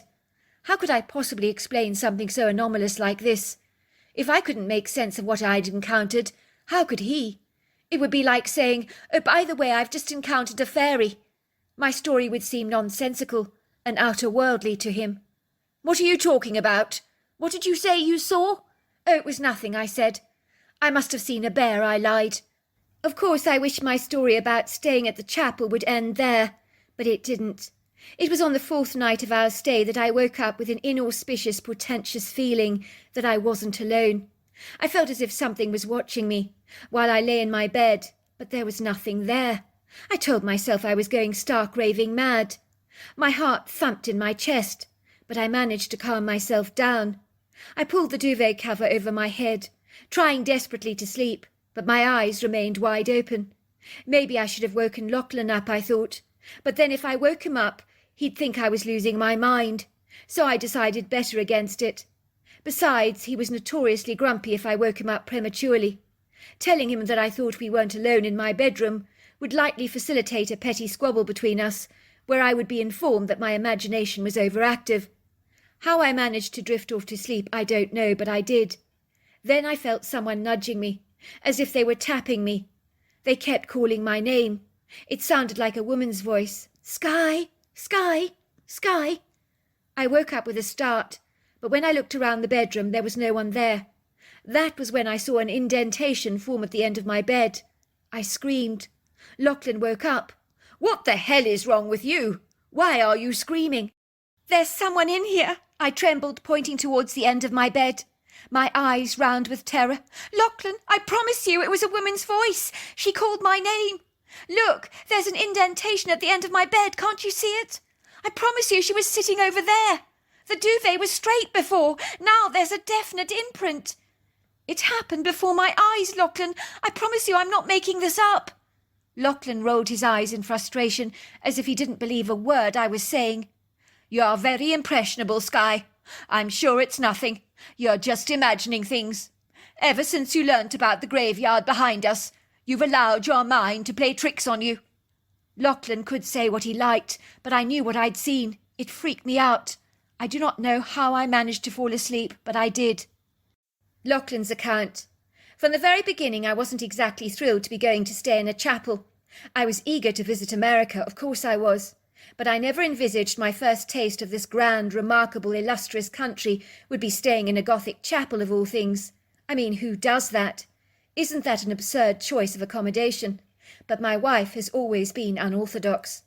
I knew me and my wife needed a break, so when she became excited about this house swap online, I didn't want to disappoint her by erring on the side of caution, which I wish I had. Sky has always been impulsive, a hopeless utopian romantic. For her, the idea of staying in a chapel with stained-glass windows and a bell tower titillated all her fancies and dreams. I mean, who was I to rob her of this whimsical, enchanting ambition of hers? So I decided to go along with the preposterous, rather loopy idea. Isn't that what husbands do to appease their wives? Sometimes make less than desirable sacrifices on their accounts, or to keep the peace. After all, don't they say happy wife, happy life? I've always embraced that theory. It's worked in my marriage. What I never knew was that we would end up pretty much snowed in when we arrived at our destination, facing the most dreadful, harrowing storming conditions, where we would hear the wind howling outside the chapel for days at a time, as everything rattled and shook precariously. Worse still, we were staying at a place that sent a chill down my spine. It was unnaturally cold all the time. I always had the impression we were being watched. I don't know how to describe it to you, but the place had a baleful, foreboding ambience. Of course, I didn't want to show Sky I had my reservations, as it would have spoilt the mood of our holiday. I did tell her I found the place rather sinister. Needless to say, I decided to adopt a positive, upbeat attitude about our stay. There was no point in becoming woebegone or disillusioned. We had to make the most of a bad situation. Ostensibly, when I discovered that there was a graveyard in the backyard, it certainly didn't ingratiate me towards the place. I didn't want to tell Sky about my macabre discovery, as I knew such a revelation to her would go down like a lead balloon, but I had to tell her. I could see her blue eyes fill with fear. Sky had a ghostly encounter when she was 15 years old in a cemetery in Scotland. If she had the slightest inkling that there were gravestones around this chapel, wild horses could not have dragged her to stay in this place. It was a hostile place, as if something or someone didn't want us here. Sometimes a place can give off that menacing ambience that instinctively warns you that something's not quite right. Then there was the curious question of the house dust and cobwebs. I certainly didn't get the impression that this house had been lived in for quite a while. I believe our hosts had been more than a little economical with the truth. As to why that was the case, I wasn't entirely sure. It was on night 4 when my wife woke up screaming. She was totally convinced that there was someone in the bedroom with us. She said she'd heard a disembodied woman's voice whisper out her name. She pointed to the area of her bed, where there was a deep indentation on the mattress. What I didn't tell my wife was that a woman had also whispered my name in my ear, but this was on night 3, so I was fully aware that we weren't alone in this chapel. I just hoped that the ghost, whoever she was, would leave us alone. But I made a classic mistake. I told my wife that there were no such thing as ghosts, that once the dead were dead, they were truly gone. I told her that the dead could not interact with the living, and that the hollow indentation at the end of her bed was possibly made by us. Of course, my wife knew I was talking through my backside. She knew from personal experience that a person can indeed interact with a ghost, as it had happened to her with 4 of her friends back in Scotland. What I didn't realise was that I'd inadvertently almost challenged the ghost to interact with us. I was saying, "You're not real. You don't even exist." Believe me, that was a monumental mistake on my part. So things got very interesting for us on night 5, when the female apparition was determined to make herself known, so that her presence in the chapel could not be denied or disregarded anymore. "I'm so scared," my wife said to me when we retired to bed that evening. "I'm scared that ghostly woman will come back." "Don't be ridiculous. She doesn't exist, Skye. She's not real." "I think she comes from the graveyard in the back," my wife persisted. "I don't even think. I know it. But why is she bothering us? What does she want? I mean, the caretaker at the cemetery in Scotland believed he was taking care of the cemetery in death. But what does this woman want with us? Why was she calling my name last night? That's what I want to know. What does she want with me?" "Calm down, Skye. You had a bad experience in a cemetery once. You're allowing your personal demons to torment you." "I wish we could leave this place," she said, shuddering. "When is this bloody storm going to stop? Then we can book into a hotel or something. This place gives me the creeps. I feel as if we're being watched all the time. Worse than that, I feel as if we're being scrutinised. I feel that whoever is watching us doesn't want us here." "You're just letting your imagination run away with you, Skye." "Well, I'm sorry, Lachlan, but I'm going to sleep with my bedside light on tonight. I'm not going to sleep in the dark. I refuse to." "Be my guest," I said, throwing the covers over my head. "Now let's get some sleep." We could hear the wind outside battering the chapel. Everything rattled and shook. But eventually I fell into a deep sleep, as over the last few days we had acclimatised to the noise. I was awoken to hear my name being whispered. "Lachlan! Lachlan!" came a woman's voice, but I ignored it. I stayed still, squeezing my eyelids tightly, while my heart thumped loudly in my chest. Even my palms began to sweat. That was when I felt something nudging me. I thought it was my wife, so I sat up. "What is it, Skye?" I groaned. And that was when I saw a grey swirling mist circulating at the end of my bed, beginning to take shape. At first it became like a black shadow that thickened, became foggy and dense. Then it was as if details began to develop on the shadow, until it morphed into a grotesquely ugly woman in a black dress, standing at the edge of my bed, staring down at me through vacuous eyes. She gave me a provocative, toothless grin, very vindictive. I sensed she wanted to show me that she was there and that she was real. I gasped, then she dematerialised before my eyes, but I nearly jumped out of my skin when I physically heard the clip-clop of her shoes walking to the side of my bed. I could sense she had stopped yards away from me. I could hear and feel her presence. Now I began to breathe very fast. I felt her standing next to me, but I saw nothing there. Then I heard her voice screaming in my ear, "Get out! Get out! Get out now!" I could see my wife's bedside lamp was off, as there had been a power cut, but now it began to flicker on and off simultaneously. "Skye! Skye! Wake up!" "What's the matter?" she asked, studying me curiously. "You look as if you've seen a ghost. Don't tell me you have. Your face is as white as a sheet. You're trembling. What's wrong?" I was hardly going to tell my wife I'd seen a ghost. That would only affirm her worst fears, give her cause to overreact. One thing I certainly knew was I wanted to get going, to leave this place. I didn't know what this ghost was capable of doing. I didn't want to stand around and find out. I no longer cared about the storm out there. It seemed so much less worse than what was inside the chapel. I wanted out of this place as fast as possible, and there was no time like the present. "We're leaving now," I said. "Grab all your stuff. We're going." "But why?" gasped my wife. "What about the storm? It's so dangerous out there. You heard what they were saying on the radio. Some of the roads are still not safe. Why all the sudden change of mind?" "I don't give a stuff about the storm. Get your stuff. We're going now." Jenna Hudson's account. I'm not going to lie. What's the point in doing that? Of course, I had been lying online to Skye McNally. I told her we lived in a chapel near Mount Rainier. We did. But it wasn't entirely true, as we no longer physically lived there. But I thought it would be best to be economical with the truth. If I told Skye why I wasn't living in the chapel any more with my husband, then she would be unlikely to engage in the house swap with us. I didn't want that to happen. It was a dream of mine to go to Scotland. I'd been told it was one of the most beautiful countries in the world to visit.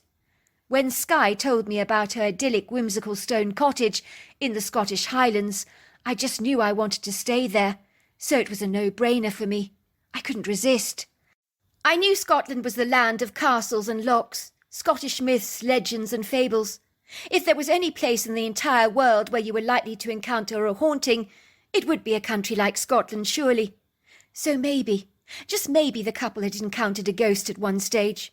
I didn't want to tell them there was a ghost at the chapel, of an angry woman, a woman who didn't want us there, a woman who would throw a hissy fit if anyone stayed at the chapel. That was the real reason me and my husband Walter had abandoned the place. We were now living in Seattle with Walter's parents, getting under their skin. So the idea of a escape in Scotland became infinitely more appealing to us, even if it was during an unseasonable time of the year. When I told Skye McNally we were kindred spirits, I wasn't lying either. I'd also been excited when the chapel near Mount Rainier came on the market. It was my idea to convert it into a home that practically oozed an illustrious history. Of course, my husband thought it was an insane, preposterous idea, but I managed to persuade him that the chapel was a sound investment. One thing that did bother me greatly was the graveyard at the back of the property, but somehow I persuaded myself it was nothing to concern myself about. After all, it only added to the charm and sentimentality of the place. The little chapel had been erected in 1906 by a woman called Florence, who was eager to introduce the locals in the area to a Christian faith. But it was her spiteful, malicious sister Constance who had filibustered all her sister's dreams due to an intense sibling rivalry and a touch of the green-eyed monster. Professedly, it was a classic Cinderella story, where Florence had been subjected to abuse by a begrudging stepmother who despised Florence, who was stunningly beautiful as a woman, with a heart of an angel. As far as anyone knows, there was a plethora of eager men seeking her hand in marriage, many who were men of sizable means, who could offer Florence a very upper-class standard of living, where she could escape the mediocrity of her lower middle-class life. Florence refused all their gallant proposals, preferring to live a sacrificial life. She was a woman of great faith, believing she was on a mission to spread the good news of the gospel of God's grace. Without doubt, she punnelled all her energy in her mission work, where she worked with a minister, a man called Douglas Wilder, who was the man responsible for building the chapel. It is to be presumed that her invidious sister sabotaged everything that Florence and Douglas did together.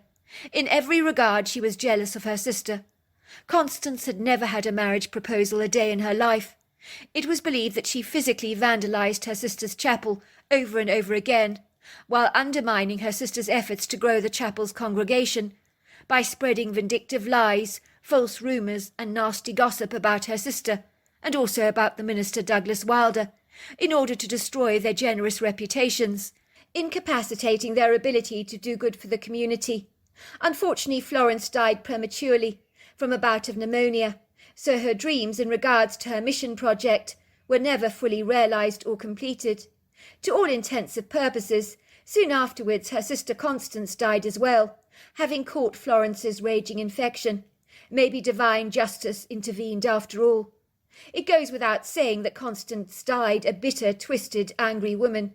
It would appear that both sisters are buried in the graveyard, but I believe it is Constance who haunts the place to this day, trying to drive people away from the chapel, as she did in life, to extract her ultimate revenge on her sister, which was why we encountered her wrath when we moved into the chapel. Of course, we knew nothing about the chapel's history when my husband and I purchased the place. I remember being incredibly excited the first time I laid eyes on the chapel. I fell hopelessly in love with it. I knew that I had to have it. Needless to say, my husband Walter did not share my enthusiasm. He wasn't eager to go through with the purchase, but I can be persuasive if needs must. I dreamed of transforming a church building into a sumptuous, cosy home. He said the place gave him the chills. I thought he was being absolutely ridiculous. You see, Walter's not the kind of man that appreciates homes steeped in a rich, vibrant history. It's not to say he doesn't understand the beauty of a historic building, but he'd rather not live in one. If indeed he had his way, I'm in no doubt he would be desirous to buy a modern contemporary home, with seamless glass finishes and plenty of granite. When we purchased the chapel, we hired a couple of builders to transform the interiors, while maintaining the chapel's integrity. The two builders we hired were more than a little eager to get the project finished, as they claimed they felt they were being watched all the time, that they could hear a woman coughing, but there was no one there. It rarely haunted them. They both said they felt as if something definitely didn't want them there. Up until then, I had never believed in paranormal stuff. In truth, I thought it was erroneous. I do remember one of the builders saying to me, "You're very brave, ma'am, to live in a home with a graveyard at the back." I didn't think it was any different to having a family plot, which is often the case in older family homes. Why would this be any different? I even said as much. He said to me, "But ma'am, there are about 70 graves in the back, all from the early 1900s. I honestly didn't know what he was on about. Besides, I thought the graveyard in the back added to the mystique of the place, made the place infinitely more interesting, as graveyards are always fascinating. I could see the others did not share my enthusiasm. Many of my guests who visited the chapel always commented that they wouldn't be comfortable to have a graveyard at the back of the property if they were wearing my shoes, but they weren't, were they? Why should I care what they thought? Once me and Walter moved into the chapel, we always felt as if we were being watched. I kept that feeling at bay, but Walter kept expressing his misgivings about the place. I think we were a bit impulsive buying the chapel, he would say. I get a sense something doesn't want us here. When we were asleep at night in the chapel, there were occasions we heard a woman coughing. I would be preparing a meal in the evenings, and we would often hear her coughing as well. Walter would say, "Did you cough?" I would say, "No, I didn't." He said I could swear I heard someone coughing. Even though I heard the cough, I pleaded ignorance, pretending I hadn't heard it. We began to hear a woman's shoes walking around the chapel at night. Then there were occasions we would see a shadowy form sitting in the pew, but I thought it had to be a trick of the light. I wanted to believe that. One day we were sitting eating dinner, and my glass of wine was flung from the table, shattered against the wall. I was trembling so much, I said to Walter, "Did you see that?" He nodded, his eyes were round, his face discomposed. He said, "I told you, I don't like this place." One day as I was casually strolling in the graveyard, it was the middle of the day, I saw the strange woman wearing a 1900s dress staring at me. I was wondering who she was, and what she was doing in my backyard. She was wearing a frown on her face. But then she dematerialized before my very eyes. It was an airy, surreal feeling. In the weeks that followed, I'd see her shadowy form moving around the chapel. It gave me a cold chill. One night the power went off in our home for no explanation at all. We couldn't get an electric connection, which was exceedingly odd. We'd have to call an electrician out in the morning.